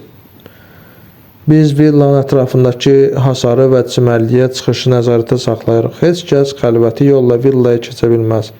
Bircə nəfər də. Buna doğrudan da əminsiniz, Drongo ah çəkdi. Hə, oğlan uşaqları bir neçə dəfə buna cəhd ediblər. Ancaq sistem dərhal işə düşüb. Bizdə infraqırmızı siqnalizasiya sistemidir və hər tərəfdə kameralar quraşdırılıb. Hətta çimərlik tərəfdən də kimsə keçə bilməz. Aydındır. Drongo ağzında quruluq hiss etdi və əyilib ikinci su şüşəsini götürdü. Azgözlüklə bir neçə qurtum içdi. Villada daha kim qalır? O soruşdu. Heç kəs, gecələr ancaq Miss Lindegren və qonaqları qalır. Aşpazımız Eugenia, qulluqçu Juanita axşama qədər işləyirlər. Sonra qəsəbəyə gedirlər. Qəsəbə uzaqdadır. Uzaq deyil, cəmi 3 kilometrlikdədir. Ancaq onları aparmağa adətən kimsə gəlir. Bizim aşpaz qadının əri avtobus sürücüsüdür və arvadına dalınca gəlir. Ya da Juanita'nın qardaşı gəlir. Onun maşını var. O özü də bağbandır. Ağaclara qulluq edir. Ancaq ağaclarımız elə də çox deyil. İndi ağacların suvarılmasını idarə edən kompüter sistemi var və o sadəcə hər şeyin normal işləməsinə nəzarət edir. Drongo biraz da su içdi. Deyəsən özünə gəlməyə başlamışdı. Son aylar bura gəlib gedən olub. O gözlərini yenidən yummamışdan qabaq soruşdu. Gəliblər, keçən ay Mrs. Lindegren'in bacısı öz dostu ilə birlikdə gəlmişdi. O deyəsən Rusdur. Bizimkilərə oxşamayan qəribə soyadı var. Qoroç ya da Qormaç. Yuri Gorlaç. Drongo həvəssiz soruşdu. Əgər bu dəhşətli uçuşlar olmasaydı, o Raul'la tamam başqa cür danışardı. Ancaq başı möhkəm ağrıyır, Raul'un cavablarını dinləyərkən fikrini çətinliklə cəmləyirdi. Hə, onlar gəlmişlər və burada 2 gün qaldılar. Deyəsən, qadının vəziyyəti çox pis idi, Raul dedi. Onlar harasa məktub filan göndərmədilər. Bilmirəm, göndərsələr də Bridgetown'dan göndəriblər. Ancaq mənə bu haqda heç nə deməyiblər. Başqa heç kəs gəlməyib. Ay yarım bundan qabaq cənab Lindegren gəlmişdi. Drongo tutuldu. Raul, cənab Lindegren deyərkən görəsən kimi nəzərdə tuturdu? Yəni Kristin ərini, ancaq onun soyadı başqadır. Bəs o kimi nəzərdə tutur? Kristin əri? Drongo soruşdu. Yox, oğlu. Raul həmsöhbətinə çəpəki nəzər salaraq cavab verdi. O tək gəlmişdi.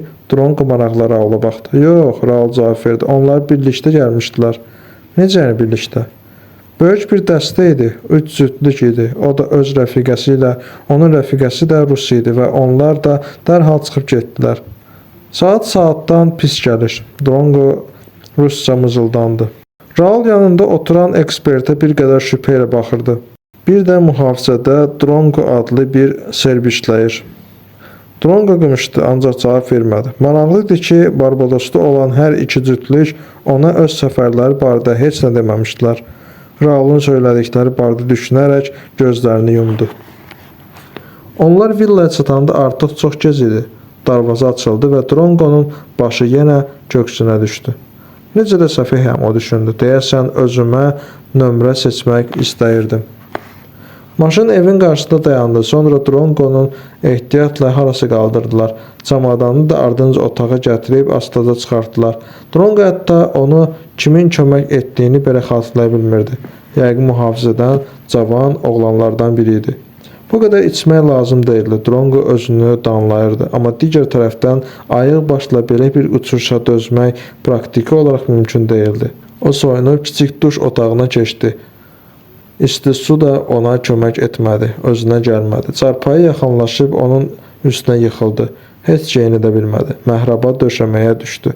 Yalnız mələfəni üstünə çəkə bildi və dərin yuxuya getdi.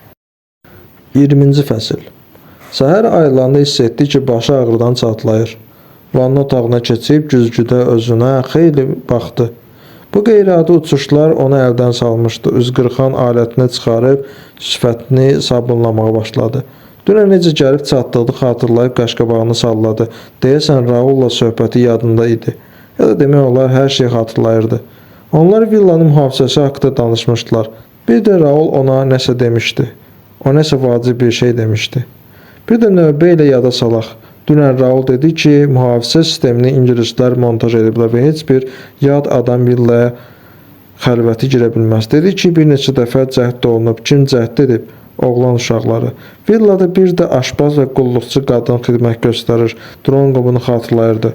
O üzünü yaxşı-yaxşı qırxıb otağa qayıtdı və dərman çıxartdı. Bir də heç vaxt bu qədər içməyəcək. Onlar daha nə danışdılar?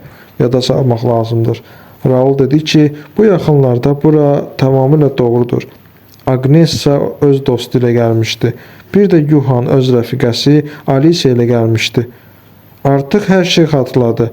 Onu bir də bu səfərlərdən xəbərsiz olması təəccübləndirdi. Kristinlə özü onu bu barədə bir söz deyib, nə də ailəsinin digər üzvləri. Yeri gəlmişkən ailə haqqında bu gün axşam onlar gələcəklər, tələsmək lazımdır. O öz otağına göz gəzdirdi. İşıqlı, geniş, küncə köhnə servant qoyulmuşdu. Böyük çarpayı, 2 tumba, kiçik bir masa vardı. Bir qapı vanna otağına, bir də balkona açılırdı. Pərdəni azca araladı. Günəş artıq adamın üzərinə qalxmış, onun şimal-qərb tərəfində gözəl bir mənzərə açılmışdı. Drongo geyinib otaqdan çıxdı. 3-cü mərtəbənin geniş dəhlizində ayrı-ayrı otaqlara 4 qapı açılırdı. 2 qapı da dəhlizin sonunda idi. Birində ev kinoteatrı, o birində isə deyəsən səsyazma studiyası yerləşirdi. Ya da buna bənzər bir şey. Bunları Bernardın göndərdiyi sxemdən xatırlayırdı. 2-ci mərtəbədə masaj və vijazistin otaqlarından başqa 4 böyük yataq otağı yerləşirdi. Böyük otaqların ailəvi yataq otaqları olması onun yadında idi. 1-ci mərtəbəyə düşəndə yaşlı Afro-Amerikalı qadın ona gülümsədi. "Sabahınız xeyir", qadın dedi. "Artıq sizin üçün səhər yeməyi hazırlamışıq. Qonaq otağına gətirək yoxsa eyvana? Bu gün çox gözəl hava var, ser." Qonaq otağına. Drongo başını tərpətdi. Qonaq otağının uzunluğu 40 metr idi. Burada da 20-ci əsrin ortalarına aid ağır mebel vardı. Ətrafında 20-30 nəfərin otura biləcəyi uzun stol bəlkə də 20-ci əsrin 20-30-cu illərdə istehsal olunmuşdu. Stol da ağır nəhəng stullarda. O bu stulların birində əyləşdi və demək olar ki, dərhal daha bir qadın peyda oldu. Ucaboylu, əsmər, mulat qadın qəşəng deyildi. Çənəsi uzun, gözləri bir-birinə aralı, dərisi çol-çopur idi. Yəqin ki, bu qulluqçu idi. O, yeni sıxılmış portağal şirəsi, çörək, pendir, ilıq yumurta, kəsmi, xama gətirdi və qonaqdan nə içmək istədiyini soruşdu. Qəhvə yoxsa çay? Südlü çay, Drongo dedi. Səhər yeməyinə nə yeyəcəksiniz? Qulluqçu soruşdu. Adada dövlət dili ingiliscə olduğundan Barbadosun bütün əhalisi bu dildə danışırdı. Yulaf sıyığı, Drongo xahiş etdi. Əgər varsa, moruq cemi ilə. Yaxşı, qadın əlavə heç bir sual vermədi. Bir neçə dəqiqədən sonra sıyığı gətirdi. Elə bil bu sifarişi gözləyirmişlər. Görünür mətbəxdə qonaqların istənilən sifarişini yerinə yetirməyə öyrəşmişdilər. O səhər yeməyini yeyib stolun arxasından qalxdı. İndi evin ətrafındakı sahəni daha diqqətlə nəzərdən keçirmək lazım idi. Drongo evin perimetri üzrə quraşdırılmış kameralara diqqət yetirdi. Evin ətrafına cıngıldan çığır salınmışdı. Asfalt yol yalnız darvazadan avtomobillərin dayandığı və evdən aralı meydançaya qədər idi. Bir cığır da çimərliyə uzanırdı. O alçaq hasara yaxınlaşdı. Buradakı da kameralar quraşdırılmışdı. Kilidlə bağlanmış balaca bir qapı görünürdü. Ətrafa boylandı. Kimsə yox idi. Qapıya toxundu. Qapıdan keçib çimərliyə getmək olardı. Yəqin gün batanda buralar çox gözəl olur, Drongo düşündü. Çimərliyə qədər 500 metrdən çox olmazdı. O evə qayıtdı. Hər bir otağın balkonu vardı. Ev elə inşa olunmuşdu ki, şərqdə çıxıb qərbə doğru hərəkət edən günəş bütün günü pəncərələri işıqlandırsa da qonaqların gözünə düşmürdü. Binanın əsas girişi şimal tərəfdən idi. Günəş eyvan cənub tərəfdə idi və buradan günəş işığı həmişə bol idi. Güclü istilərdə eyvanı avtomatik bağlayan parusin tenti yığışdırandan sonra elə oradaca günəşlənmək olardı. Cənubda yerləşən hovuzlara tərəf də getmək olardı. Solda mühafizəçi və cangüdənlərin yaşadığı tikillər görünürdü. Drongo orada binanın mühafizə sistemini və ətrafındakı ərazini idarə edən kompüter mərkəzinin yerləşdiyini bilirdi. Sağda 2 cip yerləşirdi və qaraj bağban üçün yardımcı tikillər vardı. Drongo hər şeyi diqqətlə yoxladı. Evin ətrafına növbəti dəfə dolanırdı. Raul qarşısına çıxdı. Bu gün onun əynində açıq qəhvəyi rəngdə şalvar və ağ göynəyi vardı. Qara eynəyi və gülməli şlyapası. Deyəsən mühafizə rəisinin obrazının dəyişməz atributları idi. O Dronqonu görüb gülər üzlə salamladı. Mənə oyandığınızı xəbər verdilər. Bu gün mənim növbəm deyil, ancaq xüsusi olaraq sizə görə gəlmişəm. Əgər lazımdırsa sizə kömək etməyə hazıram. Evi artıq nəzarətdən keçirmisiniz? Yox, mənə bütün otaqları, açarları lazımdır. Məni anlayırsınız? Bəli, ancaq Mrs. Lindegrenin yataq otağına heç kəs buraxmırlar. Ora ancaq Juanita girə bilər. O da tozu almaq və gülləri dəyişmək üçün. Biz bu haqda Mrs. Lindegren ilə danışmışıq. O mənə otağına baxmaq icazə verib. Ona görə də mənə sizin köməyiniz lazım olacaq. Bunun üçün cənab Barnarda zəng vurmalıyam. Raul ekspertdən açıq-aşkar şübhələnmişdi. Sözsüz, Dronqo razılaşdı və nəzərə alın ki, mənim işim çox olacaq. Bu gün axşama dək bütün evi nəzarətdən keçirməliyəm. Bütün mərtəbələrə və otaqlara baxsam yaxşı olar. Siz oralarda kiminsə gizlənə biləcəyindən şübhələnirsiniz? Raul anlamadı. Yox, əlbəttə yox. Ancaq mən hər şeyə baxmalıyam. Mrs. Lindegrenin yataq otağı ərinin gecələdiyi qonşu yataq otağı ilə bitişikdir. Elə də olmalıdır, Raul qımışdı. Ancaq ər-arvadlar adətən bir otaqda gecələyirlər. İkincisi boş qalır. Onda vaxt itirməyək, Dronqo təklif etdi. Onlar gələnə qədər biz çox şeyə baxmalıyıq. Dronqonun özünün də, həm söhbətinin də ağlına belə gəlməzdi ki, sabah axşam bir meyitin yanında dayanıb bu qətlin necə baş verdiyini müzakirə edəcəklər. Onlar yatsaydı, yuxularına da girməzdi ki, bu villada baş verən hadisələr Dronqonun bütün ömrü boyu üzləşdiyi ən inanılmaz məğlubiyyət, Raul Morante'nin həyatının ən sarsıdıcı anı olacaq. Bütün günü həqiqətən də baxışa getdi. Dronqo heç nə gözdən qaçırmamağa çalışaraq bütün otaqları yaxşı-yaxşı yoxladı. Villanın video müşahidə sisteminin necə təşkil olunduğunu göstərmək üçün axşam Raul onu mühafizənin xidməti otağına apardı. Saat 8-ə qalmış darvazanın qarşısında köhnə bir Opel dayandı. Sükan arxasında Juanita'nın qardaşı oturmuşdu. Aşpaz və qulluqçu qadınlar çıxışa tələsdilər. Yarım saatdan sonra Raul və çağırdığı mühafizəçi iki cipə oturaraq gələnləri qarşılamaq üçün hava limanına yollandılar. Barnard uçub gəldikləri Kingstondan zəng vuraraq xəbər vermişdi ki, təyyarələri səhərə yaxın təxminən saat 6 işləmiş hava limanına inəcək. Beləliklə onlar villada səhər saat 8-9-dan tez olmayacaqlar. Raul Engenia və Juanita'nın evə buraxmazdan qabaq tapşırdı ki, hər iki qadın saat 7-yə qədər villada olsun. Dronqo nəhəng və boş evdə tək qaldı. O iki mühafizəçinin qonşu tikintidə olduğunu bilirdi. Ancaq ona elə gəlirdi ki, onlar buradan çox 1000 kilometr uzaqdadır. O çoxdan idi ki, belə sakitlik görməmişdi. Kəpənəklərin özlərini pəncərənin şüşəsinə necə çırpması, uzaqdakı cırcıramanın ya da bu adada yaşayan digər canlıların səsi aydın eşidilirdi. Evdəki ən cüzi xışıltı və səsi də eşitmək mümkün idi. Ev 19-cu əsrin sonlarında tikilmiş və o vaxtdan bəri bir neçə dəfə bərpa edilmişdi. Son dəfə 90-cı illərin əvvəlində təmir olunarkən taxta çərçivələri plastiklə dəyişdirilmiş, balkonlara açılan qapılara və pəncərələrə 2 qat şüşə paketləri salınmışdı. Dronqo boş evdə gəzərək bir neçə saatdan sonra burada Kristinin başçılığı altında bir qrup qonağın peyda olacağını gözləyirdi. Maraqlıdır, aktrisanı qorxutmaq üçün onu 2 anlaşılmaz məktub göndərmək kimi lazım idi. O boş dəhlizdən dolaşır, otaqlara baxdı. Bütün qapıların kilidlərində açar vardı. Raul bunu bilərəkdən əmr etmişdi. Təkcə Kristin Lindegrenin yataq otaqları bağlı idi. Bu otaqların açarları Raulun özündə idi. Nəhəng və boş evdə getdikcə güclənən şərin enerjisi gizlənmişdi və Dronqo bunu artıq hiss edirdi. O bu hissi izah edə bilmirdi. Ancaq gecə boş evdə gəzərkən burada faciəvi bir hadisənin baş verə biləcəyini dərk edirdi.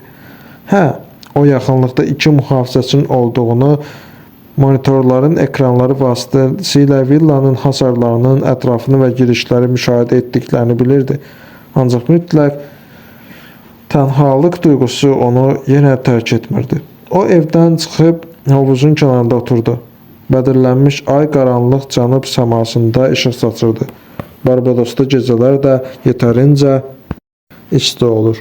O hovuzun kənarında oturub üzünü 3 mərtəbəli evin fasadına çevirdi. Alisa Gindina Matildaya ya da əsl adının nə olduğunu bilmədiyi qadına zəng vurulan oteldə qalıb. Bu təsadüf idi, o belə təsadüflər inanmırdı. Los Angelesdə bir neçə 100 belə otel var. Ona görə də belə bir təsadüfü son dərəcə az ehtimal etmək olar. Santa Monica'da onların sayı onlarladır. Deməli, kimsə qəsdən bu oteli seçib.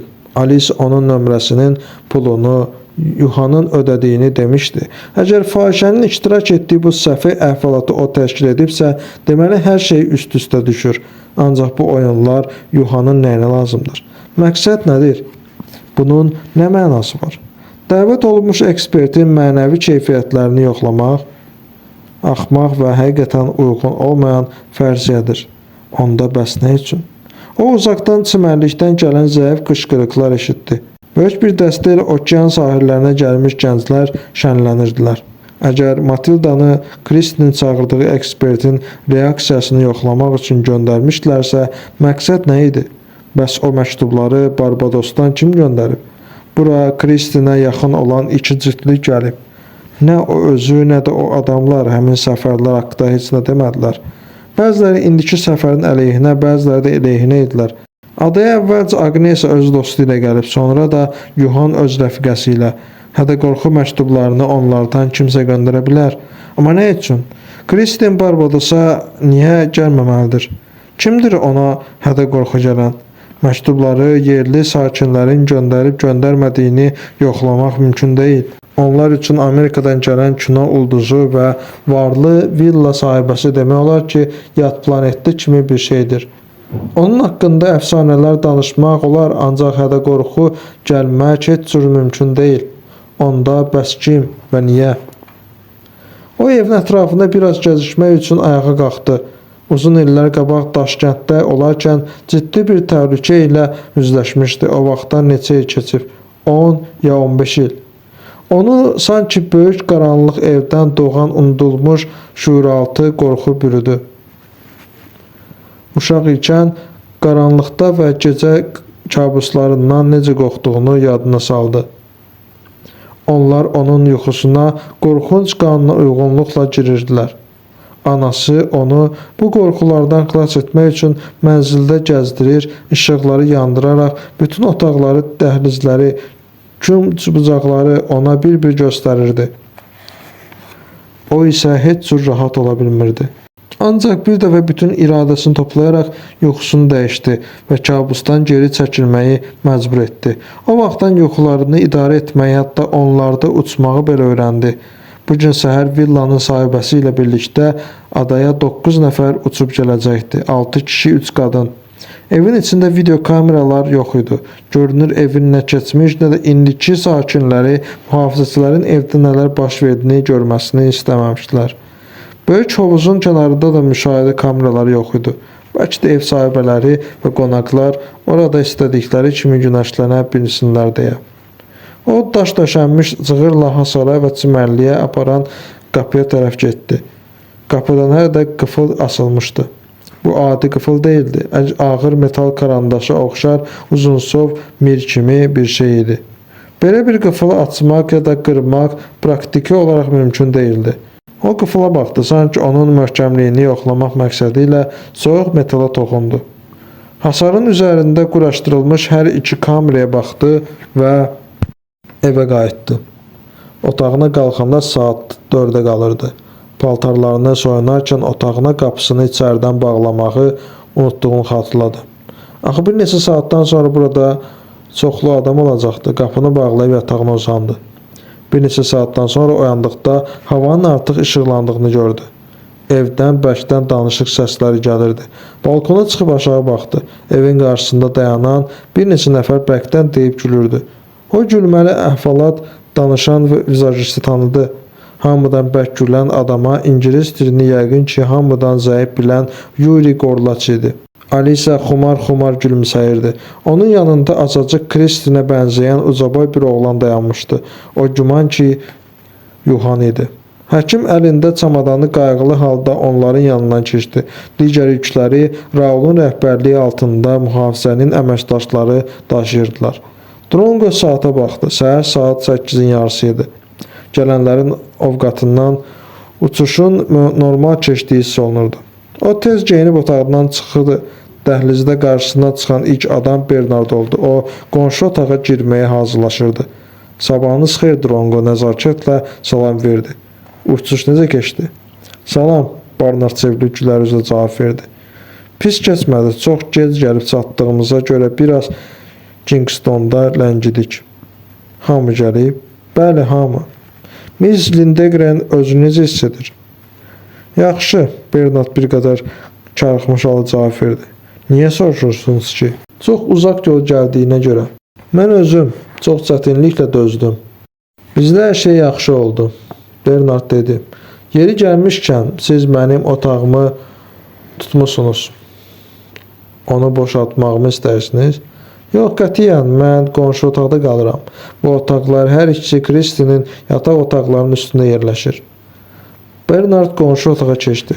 Drongo pilləkənlə aşağı düşərkən yuxarı qalxan Agnesa ilə Yuri Gorlaça rast gəldi. Hər ikisi özlərini onu görmürmüş kimi göstərdilər, hətta salam da vermədilər. Drongo qımışdı, yəqin ki, Agnesa kompleksdən bərk əziyyət çəkir, axı Gorlaç özünə daha gənc rəfiqə seçə bilərdi. Edgar'a zəng vurub, bu Ukraynalı biznesmen haqqında təfərrüatları öyrənmək lazımdır. Lindsay, Yuhan və Alisa hələ də evin qabağındaydılar. Drongo'nu görən Alisa başını qaşqabaqlı halda tərpədərək salamlaşdı. Deyəsən, mənim bu evdə olmağımdan hər kəs məmnun deyil. O yaxınlaşarkən düşündü. Sabahınız xeyir. Lindsay əlini uzadaraq onu mehribanlıqla salamladı. Salam, o əlini vizajistə uzatdı və üzünü Yuhana tutdu. Kristin oğlu eyni qəşəng gözləri, nəcib çöhrəsinin sərt və aydın cizgiləri ilə anasına oxşayırdı.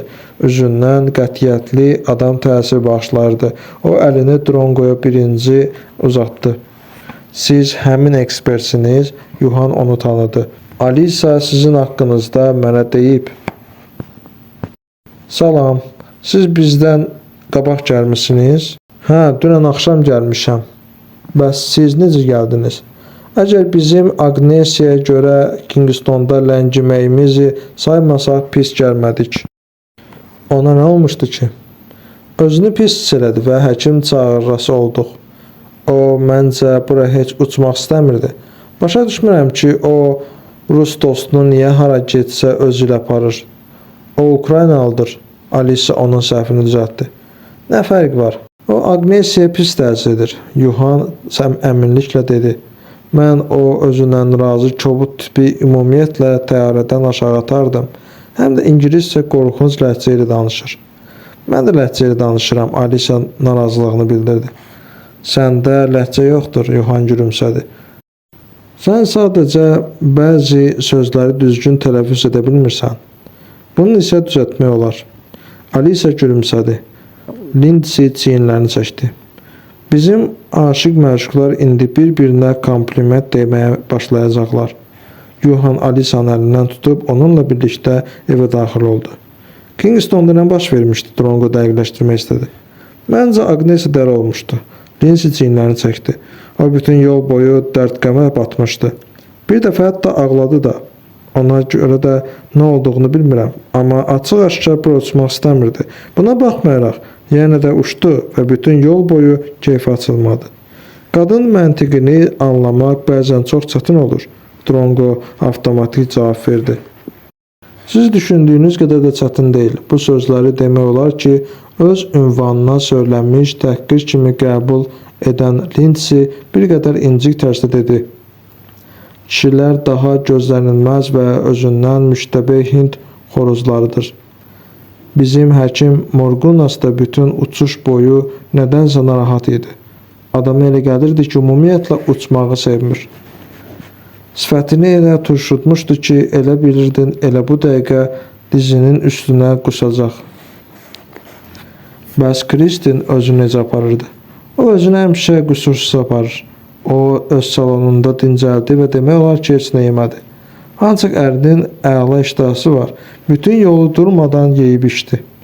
Sizin təyyarədə Kristin ayrıca salonu var. Əlbəttə o həmişə bu modeli sifariş edir. Bizim üçün geniş salonu, Kristin özü üçün ayrıca bölməsi olmasını ora adətən heç kəsi buraxmırlar. Hətta onun ərini də. O iyrənc Barnarddan başqa heç kəsi. O niyə iyrəncdir, Drongo gülümsədi. O həmişə hər şey bilir, hətta bilməyəndə də özünü elə göstərir ki, güya bilmədiyi şey yoxdur. Təsir gücünü başqaları ilə bölüşmək istəməyən çox bilmiş bir adam. Məmnuniyyətlə işdən qovar, bizi özü əvəz edərdi. Ancaq vizasiz və həkim işləmək təcrübəsi yoxdur. Yoxsa bizi elə Los Angelesdə təyyarədən yerə atardı. Bağışlayın, mən yüklərimin necə çatdırılması ilə maraqlanmalıyam. Barnard hesab edir ki, özümdə həddən artıq çox çamadan daşıyıram. Təsəvvür edin ki, Kristin cəmi 2 çamadan götürüb. Mən onun bütün yükünü cəmi 2 çamadandan ibarət olduğunu görəndə dəhşətə gəldim. Bəs adətən nə qədər olur? 8 ya da 10 çamadan. Linsi çiyinlərini çəkdi. Başa düşmək lazımdır ki, biz bura hovuzun yanında uzanmağa yox, işləməyə gəlmişik. Linda evə tələsdi. Drongo dönəndə arxasında Bernardın dayandığını gördü. O sakitcə ekspertə baxdı. Sizə söylənən cəfəngiyatlara həmişə inanmayın. Bernard eynəyinin şüşələrini xovxurub, silə-silə soyuqqanlı şəkildə məsləhət gördü. Bunun sizə və işinizə xeyri olar, elə bizim hamımıza. Nahar saat 2-də olacaq, gecikməyin. O dönüb evə girdi. Drongo onu dalğın baxışları ilə müşahidə etdi. 11-ci fəsil. Drongo öz otağına qayıtdı. Saatına baxıb Edqara zəng vurmağın vaxtının çatdığını düşündü. Öz ortağından hər iki iş adamı haqqında məlumatları dəqiqləşdirməsini xahiş etməsindən təxminən 2 gün keçmişdi. O Edqarın nömrəsini yığdı. Hər vaxtın xeyir, Drongo sözü başladı. Ya da axşamınız xeyir. Bu saat qurşaqları məni əməlli başlı bezdirdi. Təkcə onu bilirəm ki, sizin vaxt mənimkindən qabaq başlayır və burada səhər ya da gündüz olanda sizdə axşam olmalıdır. Salam, həmişə təmkinli olan Veydəmanisin səsi gəldi. Mən sənin zəngini dünən gözləyirdim. Özüm zəng vurdum. Ancaq telefonun bütün günü bağlı idi. Mən Miami'də eniş edərək Los Angeles'dən Barbadosa uçmuşam. Drongo ah çəkdi. Uçuş necə keçdi? Soruşmasan yaxşıdır. Bir də heç vaxt bu adaya uçmayacağam. Bura uçmaq başqa planetə getmək qədər çətindir. Təyyarə durmadan silkələnir. Təsəvvür edirəm, Edgar mızıldandı və halına acıyıram. Yəqin çox əziyyət çəkmisən, hə? Danışma, təyyarədə o qədər içdim ki, hələ bir neçə gün özümə gəlməyə çalışacağam. Sən o biznesmenlər haqqında nəsə öyrənə bildin? Əlbəttə, hər ikisinin maliyyə durumuna çox yaxşıdır. Maniçelli ümumiyyətlə İtaliyanın ən varlı restoratorlarından biridir. Onun restoranları yaxşı gəlir gətirir, amma başqa ölkələrdə problemləri yaranıb. Lakin bunları onu müflis edəcək qədər böyük problemlər deyil. Onun sərvəti 150 milyon dollardır. Ümumiyyətlə heç də kasıb adam deyil. Bəs Yuri Gorlaç? Onun işi biraz da çətindir. O da sahibkardır və Ukraynada yaxşı tanınır. Əvvəllər Rusiyanın Gazprom şirkəti ilə Ukraynanın qaz konserni arasında vasitəçi olub. Kuçma Timoshenko'nun vəzifədən uzaqlaşdırılıb haqqında cinayət işi qaldırandan sonra Gorlaç Amerikaya köçüb və dəri alverinə başlayıb. Hazırda Rusiya və Ukraynadan dəri tədarükünü ilə məşğul olub. Onu tanıyanlar vəziyyətinin yaxşı olduğunu söylədilər, ancaq o özü indiki durumundan razı deyil. Məlum məsələdir ki, qazdan ətək-ətək qazandığı pulları artıq yoxdur. Drongo əlavə etdi. Yəqin ki, onun ailəsi var? Yox, arvadı və qızı. Formal olaraq ayrılmayıb, ancaq arvadı ilə çoxdandır birlikdə yaşamırlar. Onlar Bostonda yaşayır, qızı da orada oxuyur. Qızının artıq 16 yaşı var. Bəs yaşlanmış Agnesa onun nəyinə lazımdır? Yəni bu sevgidir. Düşünmürəm. Ola bilər ki, qadının vasitəsilə ABŞ-ın müəyyən işgüzar dairələrinə getmək, faydalı tanışlıqlar qurmaq istəyir. Ukrayna və Rusiyanın olan sahibkarlara Amerikanın işgüzar dairələrində hələ də etibar etmirlər. Aydındır, məlumata görə sağ ol. Əgər mənə lazım olsan, yenə zəng vuracağam. Ehtiyatlı ol. Vogorlaçın kriminal dairələrdə əlaqələri ola bilər. Veydamanis onu xəbərdar etdi. Nəzərə alaram, sağ ol. Drongo telefonu söndürüb cibinə qoydu. Nahara yarım saata yaxın vaxt qalmışdı və o paltarını dəyişmək istədi. Açıq rəngli yüngül kostyum və köynək geyindi. Qalstuk taxmadı. Otağından çıxarkən pilləkəndə həyəcanlı kişi səsləri eşitdi. Drongo qulaq kəsildi. Gorlaç və Maniçelli söhbət edirdilər. Birinci qızışaraq səsinin tonunu qeyri-iradi qaldırırdısa, ikinci elə sakit, hətta boğuq səslə danışırdı ki, çətinliklə eşidilirdi. Bu mümkün deyil, Maniçelli deyirdi. Mənə elə gəlir ki, siz nə xahiş etdiyinizi özünüz də bilmirsiniz. Ancaq bu çox asandır. Biz böyük biznes qura böyük pullar qazana bilərik. Gorlaç qızışmışdı. Əsassız risk çox təhlükəlidir, Maniçelli etiraf etdi. Mən belə aventuraya qoşula bilmərəm. Mən biznes məsələlərində risk etməməyə çalışıram. Bəzi şəxsi həyatda Gorlaç qımışdı. Bəsdir. Açıq-aşkar qəzəblənmiş Maniçelli onun sözünü kəsdi. Mən artıq sizə etirazımı bildirdim. Bu təklif mənim xoşuma gəlmir. Bu böyük axmaqlıqdır, Gorlaç xışıltılı səslə dedi. Ola bilər, ancaq mən belə düşünürəm ki, gəlin bir də bu məsələyə qayıtmayaq. Drongo ehtiyatla pilləkəndən aralandı. Maraqlıdır, onlar nədən danışırdılar? Gorlaç hər cür aventuraya hazırdır, ancaq Maniçelli deyəsən razılaşmır. Drongo onların birinci mərtəbəyə düşmələrini gözlədi. Sonra özü də aşağı indi. İkinci mərtəbədə qəflətən Kristin öz yataq otağından çıxdı. O çiyinlərini və qollarını örtən mavi rəngli yüngül paltar geyinmişdi. Kristin Drongoya baxdı. Ekspert elə gəldi ki, o yorğun və solğun görünür. Salam cənab Drongo. Kristin səmimiyyətlə dedi. Bura necə gəlib çıxdınız?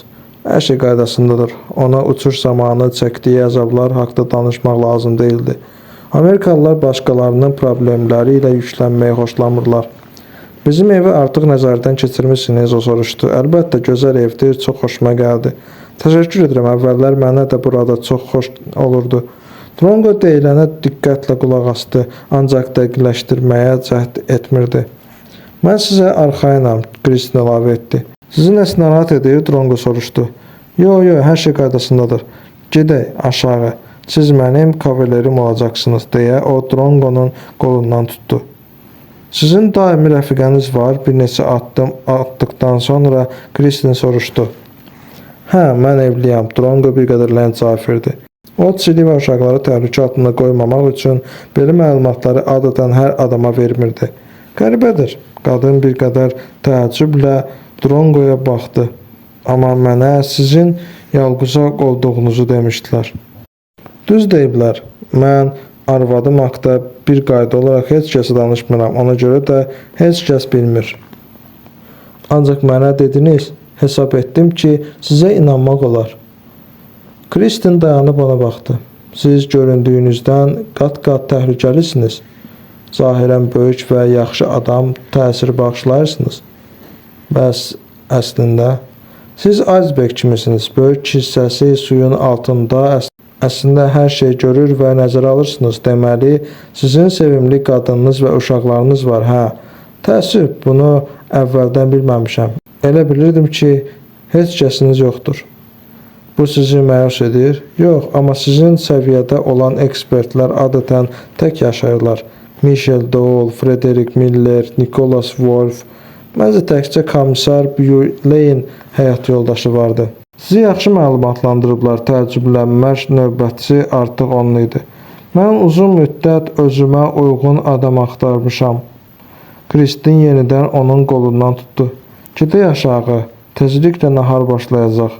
Onlar qonaq otağına düşdülər. Böyük masa artıq hazırlanmışdı. Kristin masanın ortasında əyləşdi. Sağında Maniçellinin, sol tərəfində isə Agnesa ilə Ukraynalı dostunun yeri idi. Maniçellinin yanında vizajist Lintsu oturmuşdu. Qarşı tərəfdə oğlu Yuhan öz rəfiqəsi ilə əyləşmişdi. Kristin gələcək gəlinin yəqin qəsdən qarşısında oturmuşdu ki, nəhar zamanı özünü necə aparacağını müşahidə etsin. Doktor Margunas Lintsi ilə üzbəüz oturmuşdu.